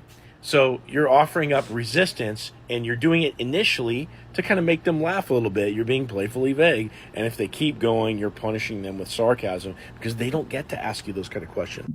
Now, ultimately, what we want is for your ex to be in anxiety about you in relation to other people, okay? You're not going to sit around waiting for them forever. At some point, maybe not now, at some point you will consider moving on. And when that happens, they're lucky to have a chance with you right now in the sense that, maybe you're making them feel like you're moving on, but you're still open to dating. Don't waste your time, okay? If someone's an ex for a reason, keep them an ex. Okay. I get it. Other people are trying to help you do different things. And I know, so for some of you, you might want your ex back. But really and truthfully, like, you have to start thinking for yourself, like, what do you actually want back from the ex? Because if the relationship didn't work out for a reason, what are you looking to get back? Your ego? Because, like, you have to start being honest with yourself and saying, do I just want my ex back because my ego is hurt that they broke up to me or whatever the case may be? If that's the case, then just take your L and move forward. We all take L's in life. But you can't be stuck on, oh my God, I want my ex back because you want to kind of like do them how they did you, or you want to get them reinvested in you. It's just such a waste of your time. I'm not sure why any of you sent this to me, whoever sent this to me, because this just made me angry. So someone tagged me in a video this morning, and I was like, I have to talk about it immediately. Like I've been summoned to the closet. So the video is this young man. It says he's 21, so a baby. And he's talking about the problems in dating. Obviously, the problems from his perspective, from a very young man's perspective. And I'm listening to this, and I don't think that he's a bad guy. He probably has a lot of potential. I like his energy. I like his drive. I like his ambition, okay? And I have a son. So I look at this and think, like, what would I want my son to know? And of course, I'm not here to give men advice. So I'm here to kind of demonstrate to women why you shouldn't listen to what men say with their words, and also to understand why you don't date for potential. But I do hope that maybe some men might find this helpful as well. So let me play a short clip for you, and I will also link the full video below. Agree with. I just got done with a date. It's fine, whatever. I don't really care. But I noticed that so much of the dating culture now is about money. It's like, okay, I moved here to find my wife, to build a career in business, to grow my company, obviously. But I heard a quote by Elon Musk that says basically Let me see if I can find the video so we can get the full. To get laid. But I'm talking to heterosexual males out there that are trying to optimize every part of their life to try to find a high quality woman to spend their life with. And I seriously believe that I am high value. I have optimized my body to completion. I've traveled the entire country. I am building an empire right now, and I want somebody to run alongside with. Okay, so the video she's referring to, because the volume's really low, the video she's referring to, I just saved it so then we can watch it together here and see what she's discussing. Then if we need to, we'll go back to her commentary. So let's go here and let's see what Buddy has to say. I hate dating. If you're an entrepreneur, if you dropped out of college, dating sucks. And I'll tell you why. I don't complain about anything in my life. As a matter of fact, I think it's counterproductive and I think it's a waste of time. I just moved across the country on a whim to Arizona. And if you want to know the true reason why I moved from New York to Arizona was to find my wife. I'm a monogamous fucking man. I have had hoe phases. And there's a girl in my life that I'm absolutely in love with. I dated her 2 years ago, and I'm still, to this day, head over heels for the girl. If she called me today and said, I want to get with you, I'd literally leave Arizona and move. I'm that down bad or whatever. But here's the problem that I think you guys can also agree. What the hell? Okay, so I know that she's not done getting to the point of what he's trying to do here, but like, these are part of the things where when you date a guy and you hear them talk like this, obviously, he probably wouldn't say this to the girls that he's dating, but this is the type of information you want to extract from guys.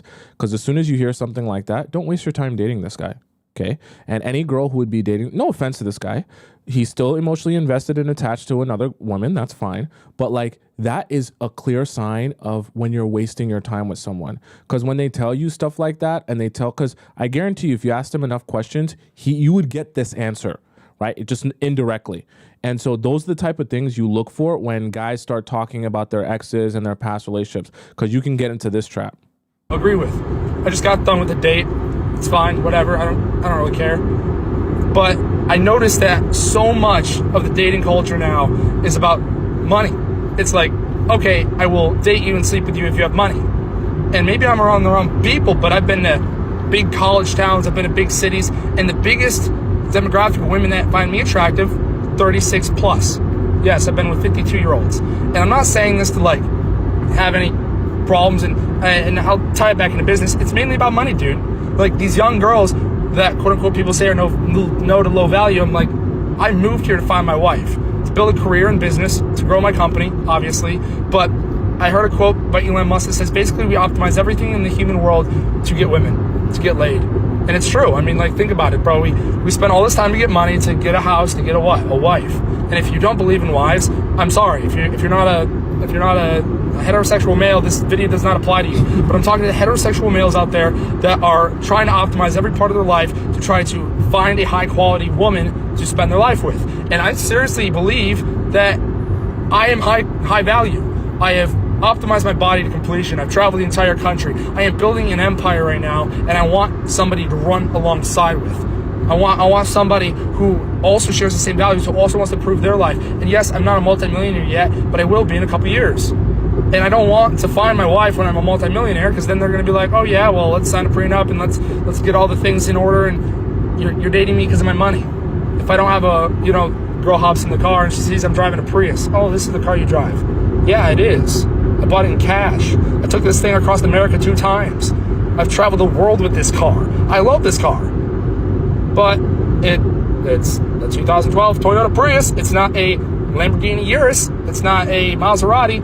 Whatever it is. And it's like, okay, well, you like the wrong type of women, Alex. And I don't think that's it. I want high value women. And then there's even people in the woke community that says, stop rating people on value. What I mean by value is people who want to be useful, who want to build an empire, a legacy, a company that actually provides other value to other people. That's what I mean by value. So you want to optimize your health, your body, your mind, your bank account. And I'm veering off track from the rant in the app. The point is, guys, I've been around the block, and I'm not an ugly male. I don't believe so, at least, unless I'm delusional and I can't see straight. But I'm not ugly. I'm insanely fit. I'm insanely goal-oriented and career-oriented. I go to the club all the time. I have a fun, like, personality. I'm not always like... Wait. I think we just got to the bottom of this. Can't see straight, but I'm not ugly. I'm insanely fit. I'm insanely goal-oriented and career-oriented. I go to the club all the time. Did you hear it? Fit. I'm insanely goal-oriented and career-oriented. I go to the club all the time. I have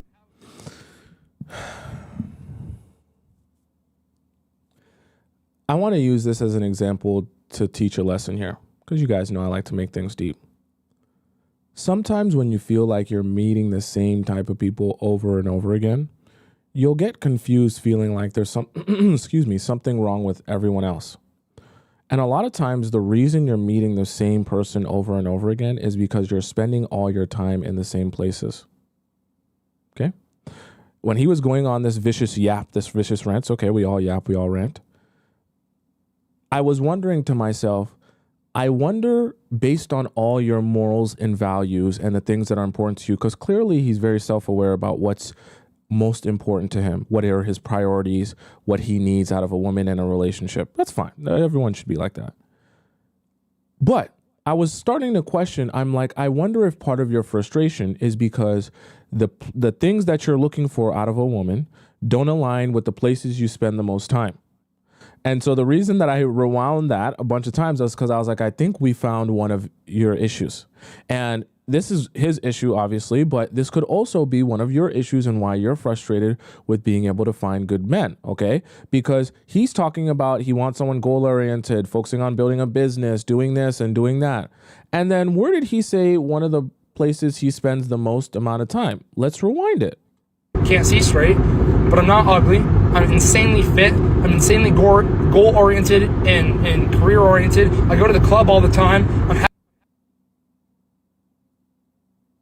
Maybe he slipped up. Maybe his verbiage was a bit off there. Maybe he was just in the process of ranting. He said something that was a little bit exaggerated, maybe not all the time, maybe not, every weekend type of thing when he has time he meant to say. But let's assume, let's take literally what he just said. I go to the club all the time. So let's assume he's finding a lot of the women that he wants to date in the club or club adjacent bar, something like that. Well, that might be part of the reason why you feel like you're meeting the same type of person over and over again. And like I say, I don't know Alex's life. I don't know what he's doing because his name is Alex on here. I don't know what he's doing. I don't know how he spends his time. I'm just going by this video. But this is an example of how your environment can drastically change the type of people that you meet. So if you want to change the type of people that you meet, then you actually need to change your environment, so that you can meet different types of people. If you're meeting all the guys that you're dating on dating apps and it's not been working for you, maybe we need to meet guys not on dating apps. If you're constantly going to the club or the bar and meeting people that you start dating, maybe you need to start meeting people not at the club or the bar. Okay. And I know it's unfortunate and it's difficult because some people think, oh, well, if it's not a dating app and it's not a club or a bar, well, where do I meet people? That's when you have to start getting creative. And that's where you have to start exploring the things that you enjoy and you love spending your time doing and figuring out how you can find a community of people that enjoy that thing and are like-minded like you. Okay, finding a community or a tribe of people that think like you or share same interest in you is so important, because from those shared interests, you can definitely meet great people that are on the same wavelength and the same frequency as you. That's hard. That requires creativity, and not everyone is willing to do that because it's not as easy as getting on a dating app or going to a club. But I guarantee you that's the number one way you can stop being frustrated feeling like you're meeting the same type of person over and over and over again, because that can be very, very frustrating. Okay, let's go on to our next video here, which comes from, who is this? This is the best way to get revenge on a man who did you dirty or who... This is going to be like that last video where she talked about how to get into a man's head. Just didn't treat you how you deserve to be treated. And absolutely under no circumstance can you tell the men I told you this, because they want you to remain a sucker. So what's going to piss him off more than anything in the world, anything. It's not going out. It's not sleeping around. It is not trying to get back at him. Getting in alignment with your purpose. Chewing it relentlessly. Give him front row seat to you achieving all of your goals. Watch this, buddy. You'll surpass anything he was ever able to do for himself. Oh, that stings. On that journey of you working on yourself, of you bettering yourself, of becoming that girl you were always meant to be, guess who you'll find? A husband who will adore every aspect of you and love you well. You'll be successful, happy, and truly fucking loved. That is the ultimate fucking revenge. Love you guys. This is the best way to get revenge on him. I'm glad someone sent this to me. I thought this was going to go left, but I agree with her, okay? The best revenge is always going to be improving and bettering yourself and channeling that energy back into you. Because when someone can see you and feel like they missed out on an opportunity to be with someone who is amazing or got to places that they never thought imaginable, that is the best feeling you can get, okay? Best feeling you can get, I guess, but the best revenge you can get overall. All right, that, to be honest with you, in any circumstance. When men tend to focus a lot on their visual appearance and they tend to do what kind of is called peacocking, or they're really into fashion and they're really into like bright colors and really into like really noticeable fashion, like very look at me fashion, that's very feminine energy. That like, I want to be seen, I want to be witnessed, I want to adorn myself and beautify myself, that is very much feminine energy. So when you see a man doing that a lot, it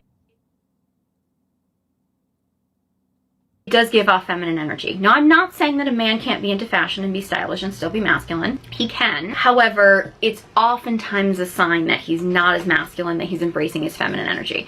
Now, if fashion is his feminine energy outlet and he is masculine in other areas, you know, more power to him. However, when a guy is very flamboyantly dressed, it is often a sign that he is very much in his feminine energy. When men tend to focus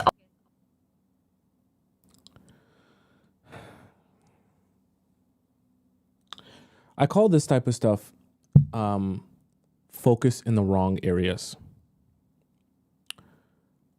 You know, one of the things that I don't advise you guys to do is go and judge a book by its cover, which means, you know, everyone might look a particular way, sound a particular way, do whatever, but it's so important that you meet and learn the real person and then make a decision on whether you like them or not.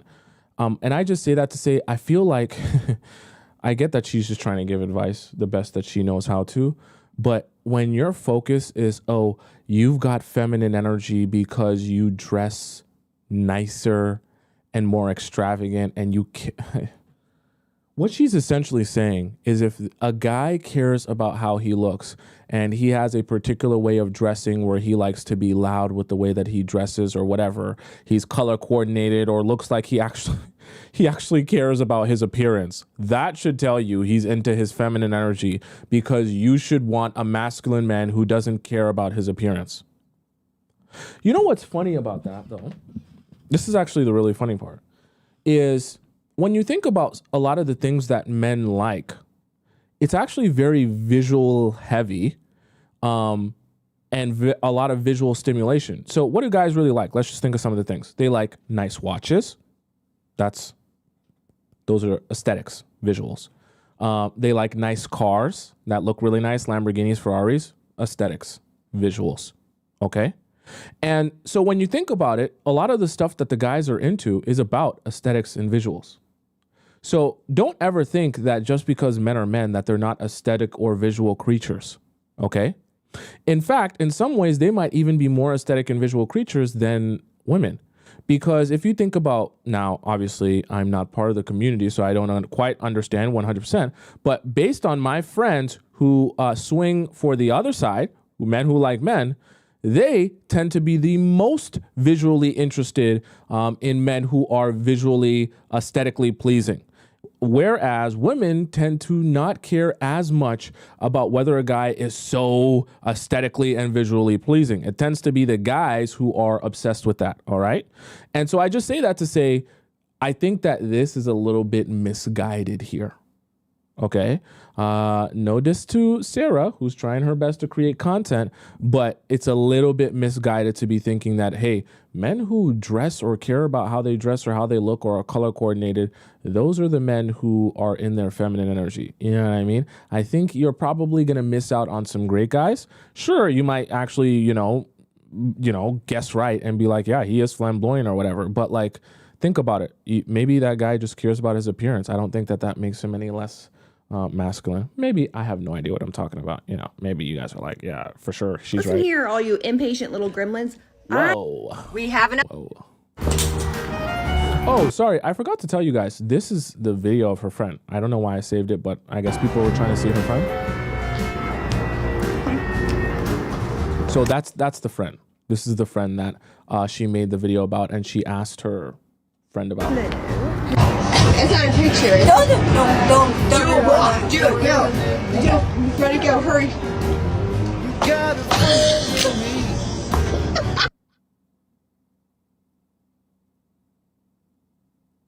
You're recording? Yes.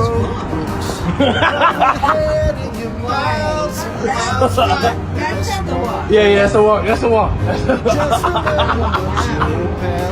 Go. Ready, go, hurry. You're recording? Let's move on to our next segment, chat. Okay, you guys should know what's coming. Spam it up in the chat if you know what segment is coming. You should know what we're doing by now. It's a very special time. It's a very amazing time. It's a time where you're gonna laugh and cry. Don't look at your clock. Don't look at your watch. Don't look at your phone. Don't look anywhere else in your home. You are going to enjoy this time. If you don't know, I'm going to tell you so you know about this time.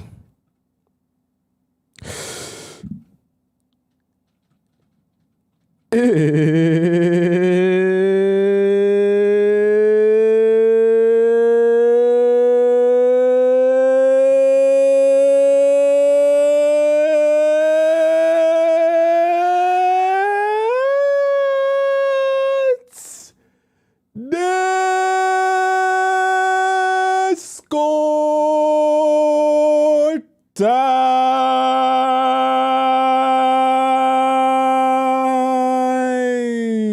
Yeah. Okay, chat. Let's hop into our Discord section. For those of you who are new here and don't know what Discord time is, I'll explain it to you. Discord time is essentially what is that? A Discord time is essentially where all the amazing members of the Players Club get an opportunity to ask me a question in our Players Club Discord about their relationship or situationship, and I answer it live on the show. Now, you have multiple ways of sending in your question. You can do that simply by hopping into our Discord through the link in my bio or the link in my description. You click where it says Discord, you join the Discord, and you put in your question in our free relationship advice section. Now, you'll see in our free section here, there are tons of highlighted questions. That's because I haven't gotten to them, and I'm a few weeks behind here. You can see I'm about 19 days behind here. So it'll take me a couple weeks to get to your question if you put it in today. Now, if you're impatient and you don't want to wait that long to get me to answer your question, you have another option to submit your question, and that's through our premium relationship advice section, which is the same as our regular relationship advice, except it's like a VIP pass at a theme park where you get an opportunity to skip the line of people. So instead of waiting, first come, first serve, I read these first and then I go to the free section, okay?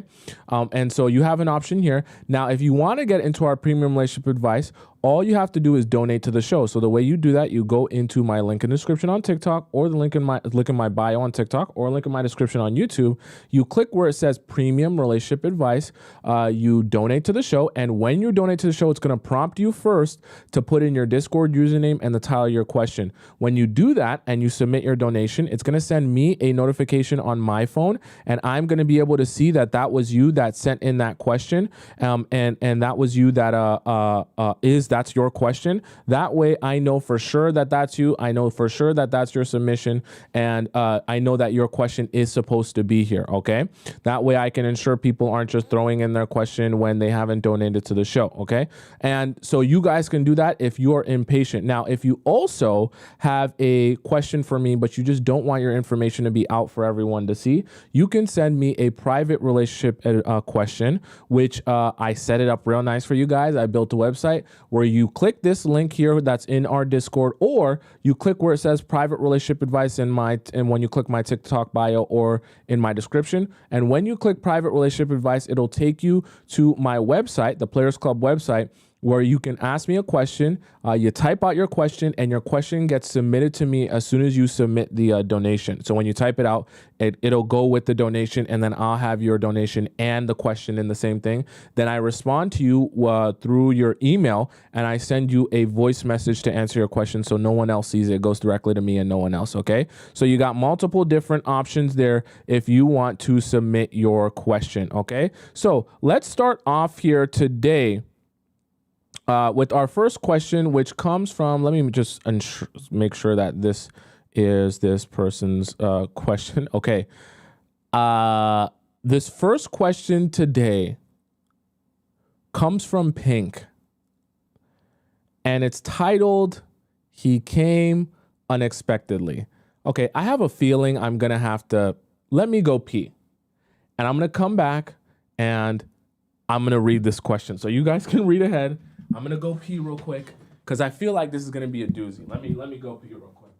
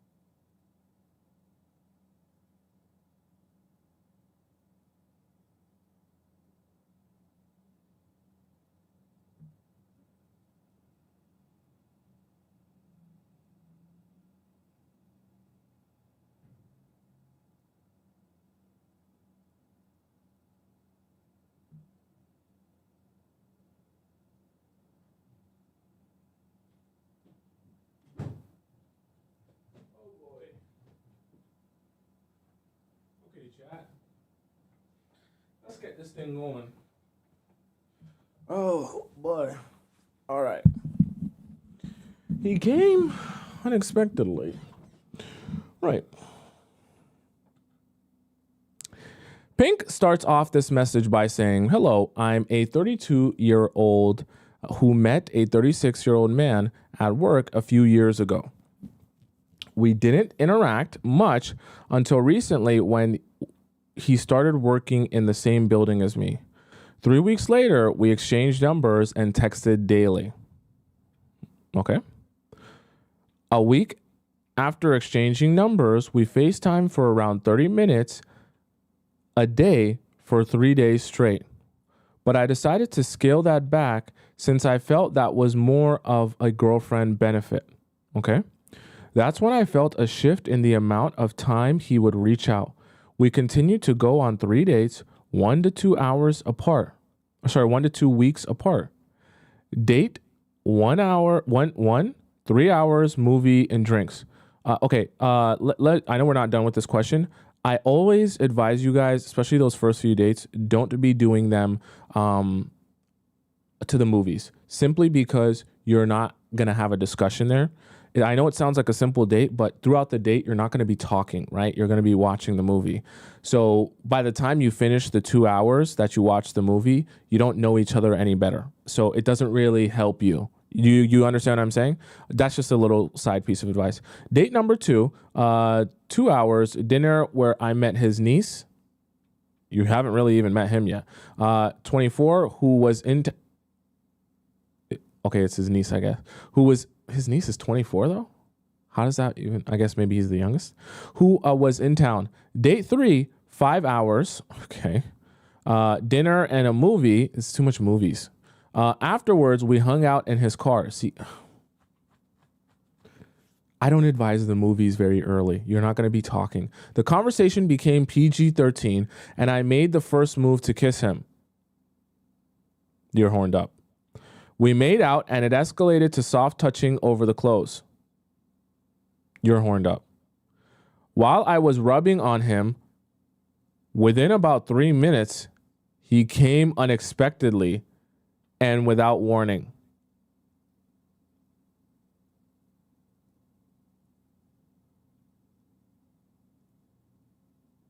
Let me get up and take a second. Let me. Oh boy. Oh boy. I see the theme that's gone on in the Discord now. You guys have turned Discord time into Wattpad time. I see now.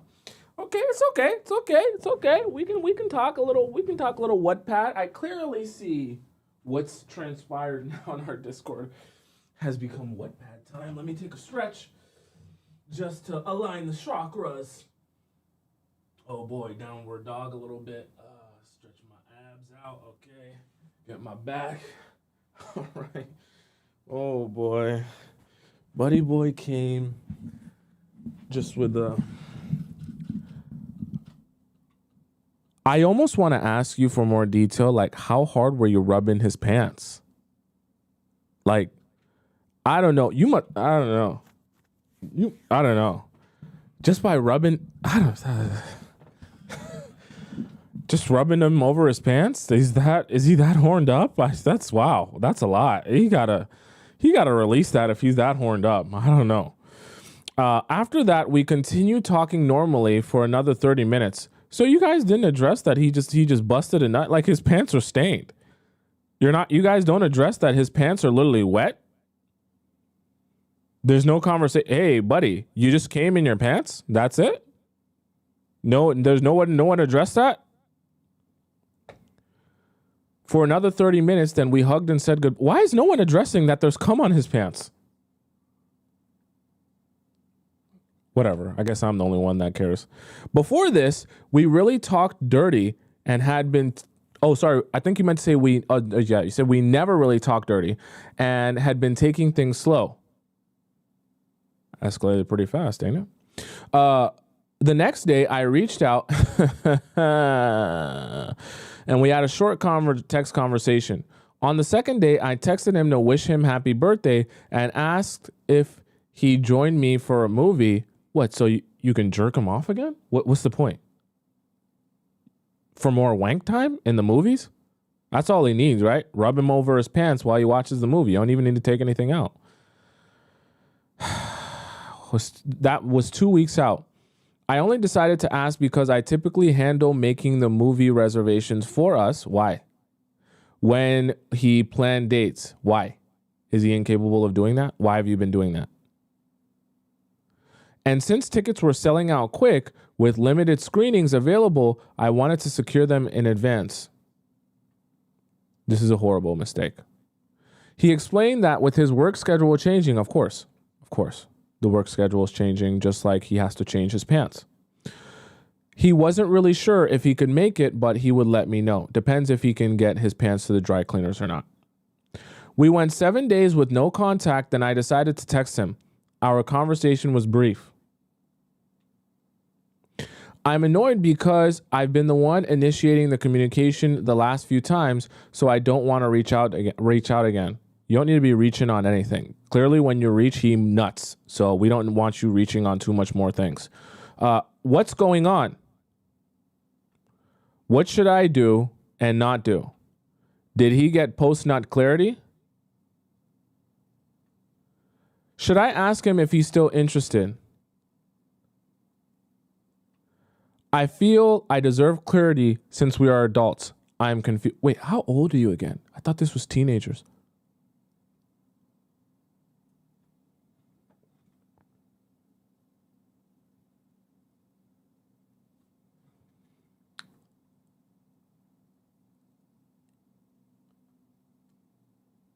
This man is 36 and he's nutting in his pants after a movie date.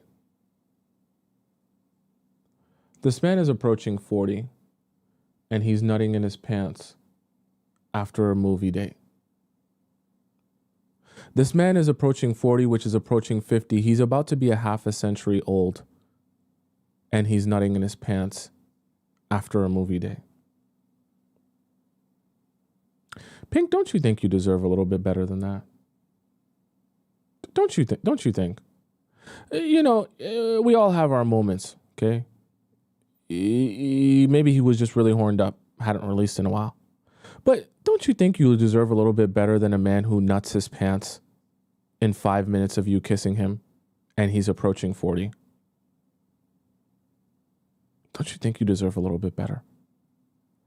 Why do you care to get clarity from a man who nuts his pants in 5 minutes of kissing? Do you have no shame? Do you have no self-respect that you think, I probably deserve better than a man who's going to nut himself in 5 minutes of kissing? This is not meant to be a diss on guys or guys who have, I don't know, some sort of erectile dysfunction where they nut really fast. But like, I just don't think a man who's 40 that can't plan a simple movie reservation is really the type of man you need to be looking for. And I think that for multiple reasons, this is something you should let go. You should let go. Not saying he's a bad person, not saying you're a bad person. I just think at this age, I don't think that he is, at least. I don't think that he's bringing the level of seriousness or intentionality with this relationship that needs to be there. Okay. It just doesn't strike me as very serious. And also, not to mention, clearly after he nut his pants in 5 minutes, either he's embarrassed, feels shame, or he just never really had that much interest in you and he's pulling back a little bit and pulling away a little bit. And so you're talking about you deserve clarity. Honestly, I'm going to be real with you. It's not meant to be mean with you, but he doesn't owe you anything, right? Like, you just started seeing him. You guys are still strangers. This is part of the thing that I want you to understand, is that sometimes the people that you date, you have to understand they don't all have the best intentions and want the best for you. So you have to be aware that those are strangers. So you're thinking, oh, he owes me an explanation as to why he pulled away. He really doesn't. But what you need to start doing is you need to start taking what his actions as a clear sign to you of how he actually feels about you. Okay? Right? If a guy is busting a nut in his pants and then not reaching out to you and then giving you excuses about why his schedule is this and why it's that, take that as a sign as that's all it was for him. Or something within him has changed after he busted a nut. Okay, maybe after he nutted so extreme that, you know, he nutted out some brain cells or something like that, and he's now a whole different person. Either way, whatever the reason, you have to take that for what it is and not try to force him to want to be with you, not try to force him to want you, not try to force, because and the craziest part about guys that you have to realize is, even if you complain about him not messaging you, he's still not going to reach out to you more, because that's not how guys work. You can't complain your way into getting him to want to be with you. He either wants to be with you or he doesn't. So if you recognize that he doesn't seem to want to be with you or spend time with you, take that as a sign that you should just move your life on. Okay. And I'll give you some direct advice that's tangible that you can stick to. You have now gone on 7 days of no contact. If this goes on for another 7 days, so a total of 2 weeks of no contact, at exactly 2 weeks, so mark down that day in your calendar, at exactly 2 weeks, when it's the clock strikes midnight and it's been 2 weeks of no contact, I want you to delete his number. I want you to block him on everything. I want you to block his number. I want you to unfollow him, whatever you got to do so he has no way of contacting you anymore, and get him out of your life. Delete all your pictures, all your screenshots, all your text conversations. Get rid of it, delete the recently deleted, and move forward. Because after 2 weeks of him not contacting you for any reason whatsoever, he clearly doesn't have interest in you. Just like, let's just say it for what it is. I'm a guy, so I'm going to tell you that. If that guy's not contacting you within 2 weeks, there's no interest there left in that relationship. So you're better off just moving forward instead of continuing to waste your time. Okay. Let's go here onto our next one. Wow, that was quite a nutty story, chat. I don't know. Let's go on to Starshine. Starshine says, "Hi, Tommy. I'm curious what you think of the saying that men will fall in love quicker and easier than women do. Do you think that's true? Why or why not?"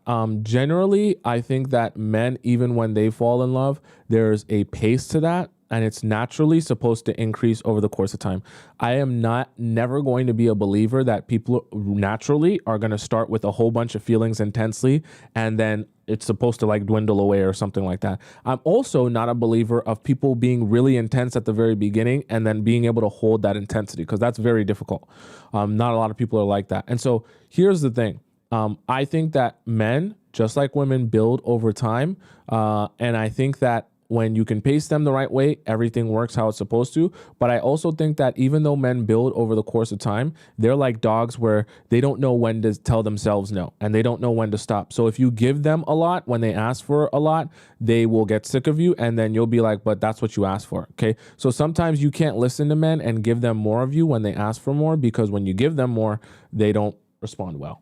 Okay, so just keep that in mind. Do guys have crushes like girls do? What's that like? I mean, yeah, guys have crushes too. I think some guys are also shy. Some guys have a crush and then they just go for the girl. Some guys have a crush and then they never go for the girl, which you can't do nothing with. We don't want you with shy soy boys, okay? That sit in the corner and they just say, I like you, but I don't want to come up to you. No. But guys have crushes. Also, what do you think about men who say she's too much of a good girl for me? That's why it didn't work out. What does that even mean? I don't even know what that means.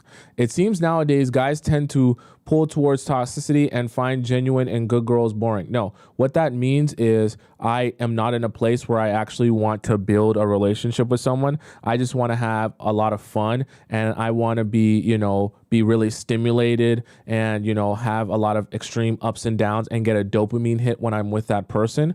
And the dopamine hit is a lot easier to get with someone who's toxic, because one day you're fighting and then one day everything's amazing. One day you're over the moon and one day you're down in the dumps. So that can be like taking a drug, right? It's very similar to getting a high.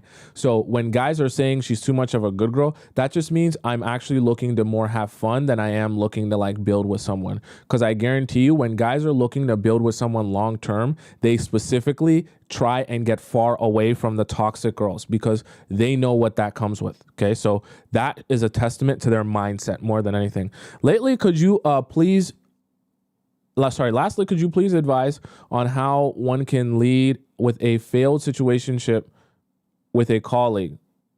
Given that I'm not going to quit my job just because of him, how do I regain my power having to see him daily after having pineapples only to find out he wasn't ready to commit with me? You keep it strictly professional. Okay. And actually, you probably want to have a conversation with him about keeping it strictly professional. And when you do that, though, you have to set that line. So probably whether it be pull him aside at work or whatever, you let him know, like, look, this is never going to happen again. And we're going to keep it strictly professional here. I'm assuming he's a colleague, not your boss, so he has no ability to get you fired, okay? You need to make sure you guys keep it strictly professional and let him know this is not happening again. If you approach me, you better approach me for some work stuff. If you approach me for anything else, I'm going to ignore you, okay? That's how you get your power back, but sticking to that is actually how you get that power back. Because if you don't stick to that and you say that, and then he can start reaching out to you or touching you or doing some weird stuff to you that you wouldn't allow your other colleagues to do, then you just look like Boo-Boo the Fool, okay? So when you say that and you set that work boundary, you actually have to abide by that, all right? And make that known very well. Because the only way to get your power back after you do that and make that mistake is by making it clear that that's never going to happen again and you guys are keeping it professional. And then you actually have to keep it professional, okay? Next, let's go into I don't think we have any more premium questions. Let's go into our free relationship advice section here while I answer some questions. So let's start off with Frenchie. So Frenchie says, birthday expectations. Okay. Frenchie says, Hi, Tomisin. First of all, pardon my English. This is not my first language. Secondly, I am one of your A+ students. Okay, so here's my story. I am a female, 25 years old, dating a 29-year-old Mr. K, both living in Los Angeles, California. This is my first real relationship. I've always had chaotic situationships. Mr. K has been asking me to be his girlfriend after 1 month and a half of dating. Okay, that's a little bit too short there. You want to extend the amount of time you get to know him so you can be sure of him, which I said yes to. Mind you, I've been following all your advices and mostly did nothing, and it worked great. We started dating at the end of July. He asked me to be his girlfriend at the end of August. It's a bit fast though, okay? This is why we had the show today on pacing, guys. It's a bit fast. You don't want you don't want to say yes to guys before you even get a chance to know them. Today, September 19th, we have been together for 2.5 weeks. Let's see how long we will last. Okay. Now, my birthday is coming up in October 30th. First question, I do expect him to do something special for me. If he doesn't, what should I say? What should I do? If your boyfriend doesn't do anything for you on your birthday, I think you have bigger fish to fry. And I think you have a whole bunch of reevaluating to do. I almost don't know what advice to give you there because I feel like that should be a given. Obviously, it doesn't mean he's going to buy you a car or something. But I mean, yeah, like if you're his girlfriend and it's your birthday, I'm sure he's going to try to do something for you. I mean, you're like supposed to be a special person to him. I think that should be a given if this is a serious relationship. Mind that he has been always keeping his words, including me in his life, posting me on his IG, his story, and stuff. Met his family through FaceTime since they live in another state. Met his friends as well. I have never initiated the calls or the text since July. So far, Mr. K has shown me a lot. I am not in scarcity nor anxious. If it works out, great. If it doesn't, great. My life goes on and I embrace it. This is good. You're in a good place. Also, mind that even though we are officially together, I still do nothing, meaning still not initiating calls or texts. Obviously muted him everywhere since July, LOL, even though I am not an addict. It's okay. Sometimes we all need that. Even with our partner, sometimes you can get sucked into watching them all the time. Okay, you got to live your own life as well. The less he sees about me on his phone, the better it is, I think. At least it has worked so far. My phone is simply a scheduling tool. He calls me every day, once a day. He always initiates calls, and I go to his place 2 or 3 nights a week on average. He invites me over. I do not invite myself, never, and cooks for me while studying because I am at school practically every time. Where did you go? So I think you did a follow-up. I agree. It was kind of quickish. However, we had a conversation beforehand. Okay. So here's the thing. Obviously, your birthday passed, right? Oh, no, it's coming up. It's October 30th. Damn, your birthday right before Halloween. So here's the thing. I don't think that based on what you just said, you have anything to worry about in terms of him doing something special for your birthday. I think if he's been dating you and so far it's been going well and he's been doing all the things that an intentional man would do, I don't think you have anything to worry about in terms of him not doing something special for your birthday. Now, I guess hypothetically, if he didn't do something special for his birthday, then you can start asking questions, not why didn't you do something for my birthday, but start asking questions deeper as to like, what is the reason you felt like something special wouldn't be necessary or important for someone that you say that you care about? That's what you have to start reevaluating if he were hypothetically to not do that. But I think you have no reason to worry. I don't want to put fear in your heart for no reason. I don't really think you have any reason to worry that he would not do anything for you on your birthday. Okay, you're doing a lot of things good here. Let's go to our next question here, which comes from, I think did we do Vic Gogs? I think we did. Let me just make sure. I've been in a long distance relationship with my boyfriend for a year. We only live 6 hours away by car. At the beginning, when we argued, they were really silly fights. He would come to my house and talk to me. But after we fought, oh yeah, we did do this one where she says he plays Xbox and stuff like that. Okay. Yeah, we did that one. Let's go to our next one here, which comes from Hira. Hira says lack of desire and obsession since living together. Okay. Dear Tomisin, I am 35 and my husband, who is 40, the dynamic really changed since living together. Our relationship is fine and it's easy to keep him obsessed and chasing while we were living apart because I could easily pull back or switch it up whenever I wanted to renew the spark. But since living together, I have no idea how to do that. And our intimacy has been declining on frequency, sometimes once every 3 months even.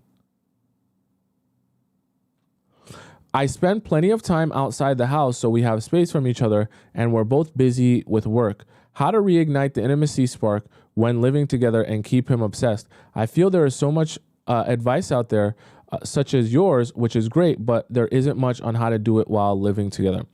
Okay, here's the thing. Oh, you guys are married. Okay, I was going to say, living together when you're not married is kind of, but anyways, you guys are married. So this is your husband. Here's the thing. What I want for you, obviously you live there. So it's not like you can just say, yeah, I'm going to sleep in a hotel today and things like that. But let's have 1 day a week at least where you're spending majority of your time out of the house. But you already said that you do spend a lot of time outside of the house. So it's not like you're always there all the time, right on him 24/7, which is good. That's already a good thing.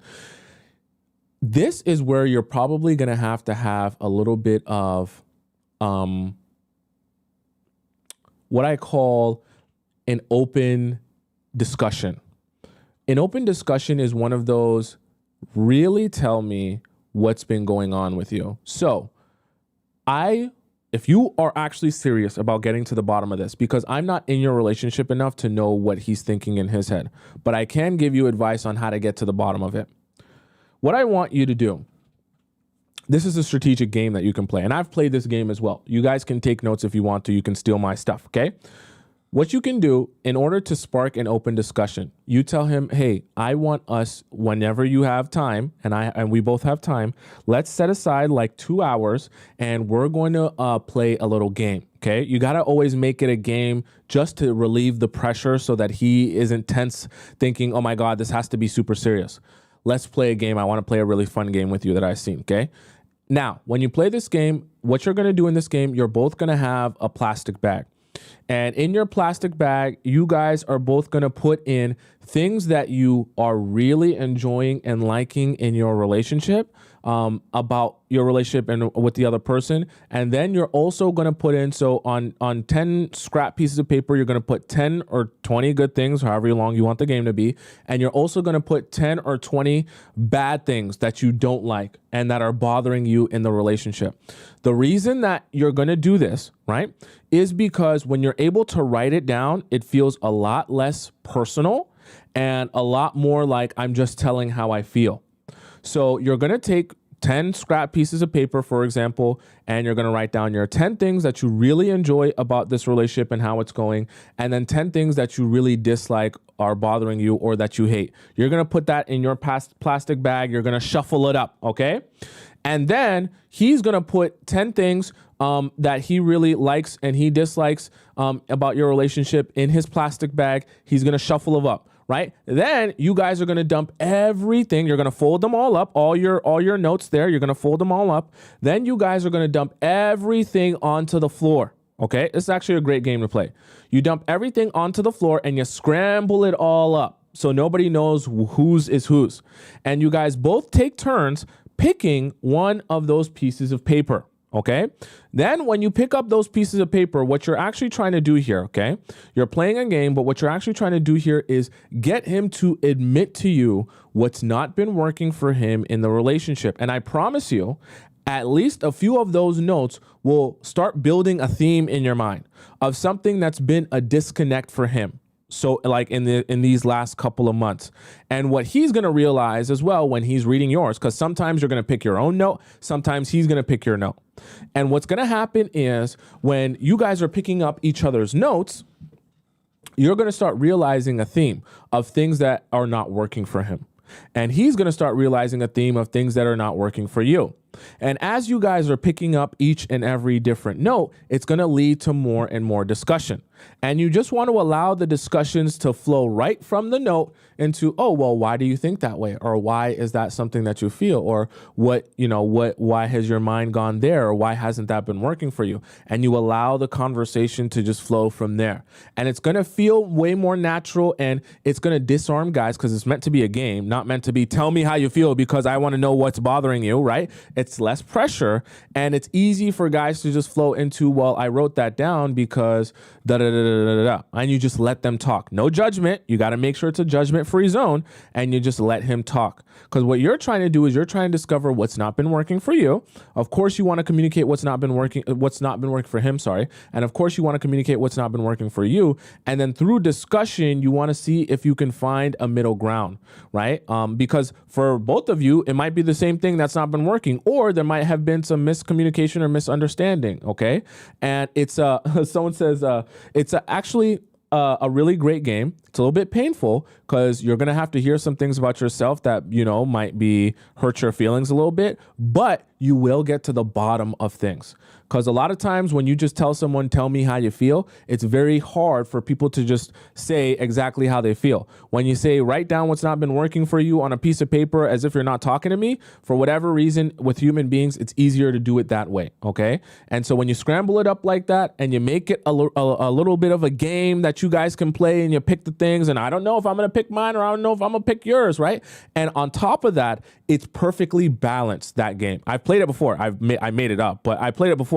It's perfectly balanced for you to be able to hear some bad, but then also hear some good. That way, the whole conversation isn't negative and you feel like, damn, I'm the worst partner ever. You also get the opportunity to hear how your partner really appreciates you, how they love you, how they care about you, and what they love about the relationship. That way, when you're hearing something bad, it's not like you're only hearing bad things, right? You're also getting some appreciation, you're also being seen, and you're also getting those words of affirmation as well. That way, it makes the negative stuff a little bit easier to swallow. So it's a good experience for everyone. And when you finish that game, if you really want to get really kind of psychological here, you can take all those pieces of paper that you had, you can put them in like a paper bag or something like that, or just put them all together in a pile, and you can light them on fire in a trash can or something like that, and you can throw it down the toilet if you want, just so that you guys can rid yourselves of it and feel like you cleansed yourself by having that conversation. So it's a really good game to play. I kind of made it up myself just in the process of thinking of good ways to communicate, but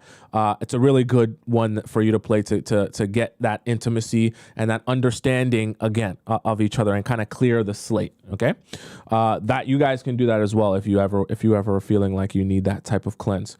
Let's go to our next question here. This one was deleted. Okay, let's go to how do I reconcile with him? PR988 says, how do I reconcile with him? I was with this guy, we were talking and I liked him, and then later started loving him, and we talked about marriage and things like that. How long was this process? And things like that, and I just lied to him throughout the whole thing. What? I was with 2 other guys because I was thinking that I was single, and I didn't even consider his feelings while he's being loyal to me.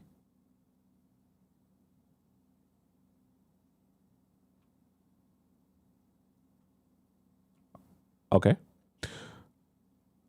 Lied and cheated him out and just manipulated him that I was only talking to him and things like that. Why did you lie? That was a choice. Lied about my age to him. I lied about my past and a lot of stuff.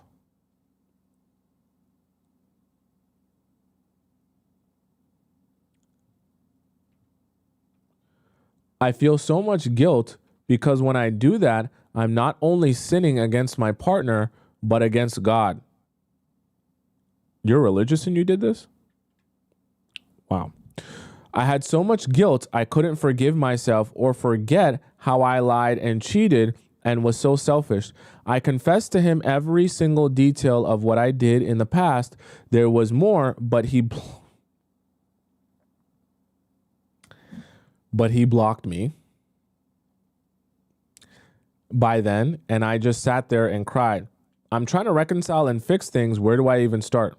The healthy relationship was so new to me and I sabotaged it. Just need help, to be honest. I want to fix it and reconcile. I want to be more feminine, less anxious, and more respectable. Like, he's a healthy guy, a good guy. He's everything I wanted. I made a mistake and felt super guilty after and did the right thing to tell him what happened and why I did it. He was loyal to me and I love him. We met this year for the first time and were intimate and everything was so good. He left and my guilt couldn't be ignored anymore and I just did the right thing. Or at least I feel like I was being honest. He hates me now. I don't know what to do and I want to fix it. I've had a lot of trauma and I feel like that's why I sabotage so much and I really need to fix it. Yeah, it's very scary. I blame myself for everything and I regret everything. Like, the feeling is unbearable. I'm blocked everywhere and he keeps saying I'm a hoe, telling his friends that too.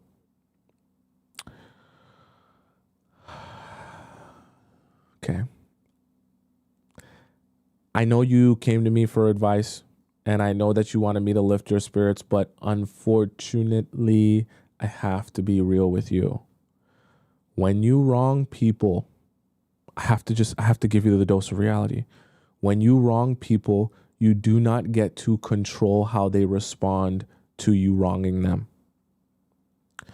Unfortunately, in life, we are only really in control of ourselves. That's all you can control.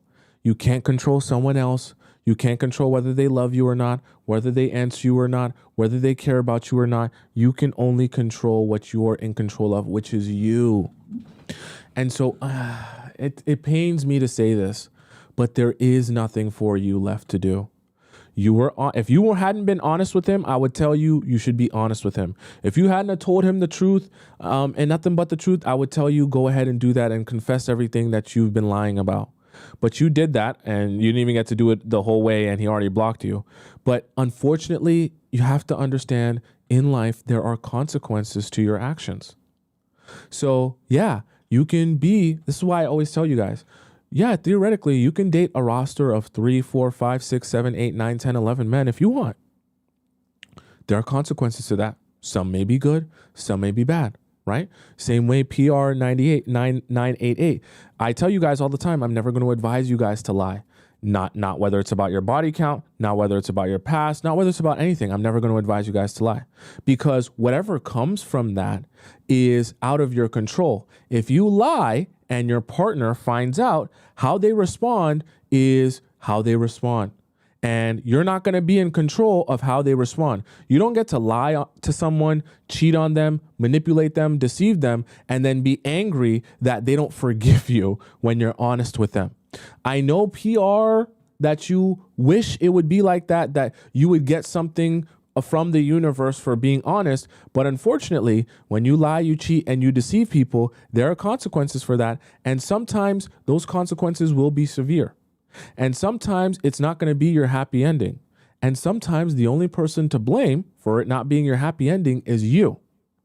But at the end of the day, you can't sit around and regret your life for the rest of your life because you still have more life to live. So the flip side of that is you have to use the pain that you have every time you think about this situation, and you have to channel it into figuring out, okay, how can I use this pain and exchange it for focus in the areas that I need to be focused on so that I don't have to go through this pain again.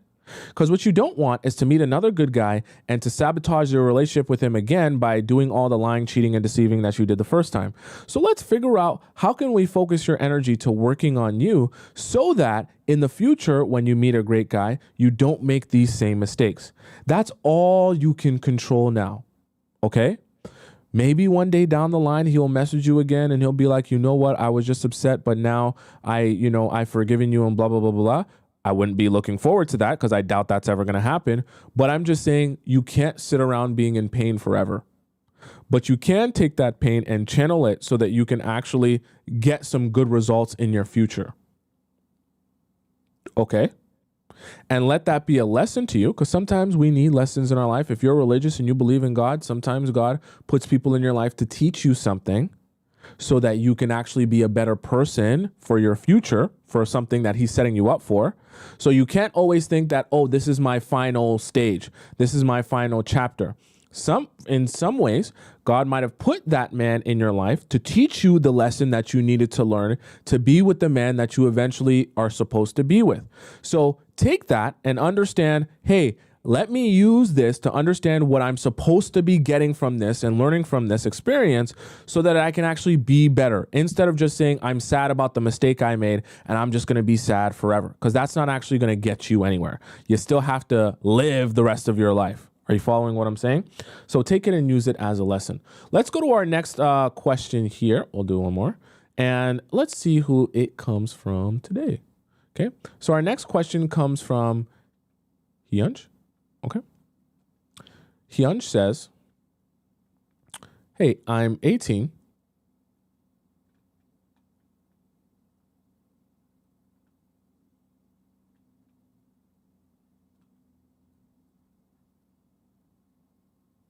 Our next question comes from Erie. Erie says, different paths in life. Hi, Tomisin. I'm 35 years old. Single mom. By the way, guys, I don't skip questions of people under 20 because I don't like you guys. Okay. You guys can listen to the show. But my whole thing is, when you guys are asking questions and you're under 20 years old, unfortunately, when you're dating guys under 20, they don't have any direction. They don't know what they want. And even honestly, under 20, you don't really know how you fit into the world. So a lot of your issues and the things you're suffering from, my advice really just is you can't be focusing your time on boys at this age, right? To be honest with you, because they don't know what they want and they're not going to be able to provide you with any direction. So the frustration you're suffering from is because that boy is 18. You understand what I'm saying? So the age is kind of a function of why you're confused and he's confused and everyone's confused. Okay. That's the only reason why I don't answer people younger than 20's question. That's the limit. Hi, Tommy. I'm 35 years old, single mom. She is 6. Just met a guy on a dating app. We are on a 4th date. He seems like a great person. Dates are great. He is kind, polite, but he already confessed he has a fear of commitment. He has never had a serious relationship before. I just got divorced. How old is he? He didn't say. He's never had a serious relationship before. Okay. I just got divorced. It was a long, toxic relationship, 12 years to be exact. Okay. Me and this new guy have good chemistry, but he is a free spirit. He is 31. Oh God. Those are one of the things that when I hear people say that, it makes my mind go to very bad places. He's 31 and a free spirit with having never had a serious relationship before. Okay. I don't want to cast any aspersions on his character and say that that's a red flag, but that is something you have to be paying attention to. Okay. Free spirit people sound like people that aren't ready to have the commitment required to be in a long-term relationship, because there's commitment and sacrifice required to be in a committed long-term relationship. Free spirits tend to not want to have to sacrifice anything. He likes to travel a lot. He has many plans already, and I don't think he will involve me in those plans. He seems to be enjoying our dates too, but I'm pretty confused if it might be a good idea to keep on dates, as I see he is planning trips. He doesn't seem so interested in something serious, although he said she is dating only myself at the moment. I'm very afraid to get hurt. I suffer from anxious attachment. I'm considering to end it before I get too involved. He already said he would like to go with the flow. Trigger word. But to be honest, I don't feel an emotional connection from him. Is it too early? We do have an amazing chemistry as I never had with anyone before. I'm very confused if I should continue seeing him. Erie, stop seeing him. Stop seeing him. I'm a guy, so I know how to translate guy speak. So I'm telling you, just stop seeing him. These type of guys are not interested in sacrificing their freedom for a relationship. Doesn't make him a bad person, and it doesn't mean he'll never get there. But what you don't want to do is sit around and wait, or sit around, be confused, and sit around and, grow old, hoping that one day he will eventually be ready. When guys are in this mind state, I want to travel a lot. I'm a free spirit. I don't want to be tied down. I just want to go with the flow. Those guys are they don't want to sacrifice their freedom for anyone. And I want to be honest with you, okay? I want to be real with you. This part's going to hurt. So just prepare yourself. When a guy that wants to travel a lot, loves his freedom, wants to go with the flow, and on top of that, not only is dating you a sacrifice, but you also have a child who is 6 years old, there is a 100% chance this man is absolutely not mentally prepared to be in a relationship with you. 100% chance. 100%. I can guarantee you on that. Because if he's still worried about his freedom and he's still worried about going with the flow and he wants to travel here and visit here and do whatever he wants and spend his money how he wants to spend his money, not only is being with you inheriting you and the relationship, but it's inheriting your child as well and the responsibilities of being a stepfather. Guys who are in this mind, like he's on the complete opposite side of the spectrum mentally from where a guy would need to be able to inherit a child into their life that their partner has already had. I just say that to say that place where he's in his life is very, very different from the type of place you need a man to be to actually be in a relationship with him. So he might enjoy dating you casually because he's in your city. But when he travels to different countries and different continents and he's flying all over, taking trips, he's going to be meeting girls in Tokyo, girls in Malaysia. He's going to be meeting girls in Nigeria. He's going to be meeting girls in South Africa, shaking booty. He's going to be meeting girls in LA, in Miami, in New York, in Toronto. Like he's going to Houston. He's going to be everywhere, traveling all over the place. And when you tell him, hey, babe, I want to spend time with you. You can't just go traveling to wherever you want. Hey, babe, you can't, now that we're together and we're living together, you can't just spend all your money going on these random trips, right? Hey, babe, our child and your stepchild needs, school supplies and things like that. So you can't waste all your money going on these trips. Guys like this they're not even able to fathom taking care of anyone except themselves. It doesn't make him a bad person, but I just want you to understand his state is way, way, way, way, way, way, way far away from taking kids to school, being responsible for them, being responsible for you, taking care of you, making sure you're good. He just wants freedom. He wants fun. He wants to be, like you said, a free spirit. Let him go be free and release him to the world. Release him to the streets.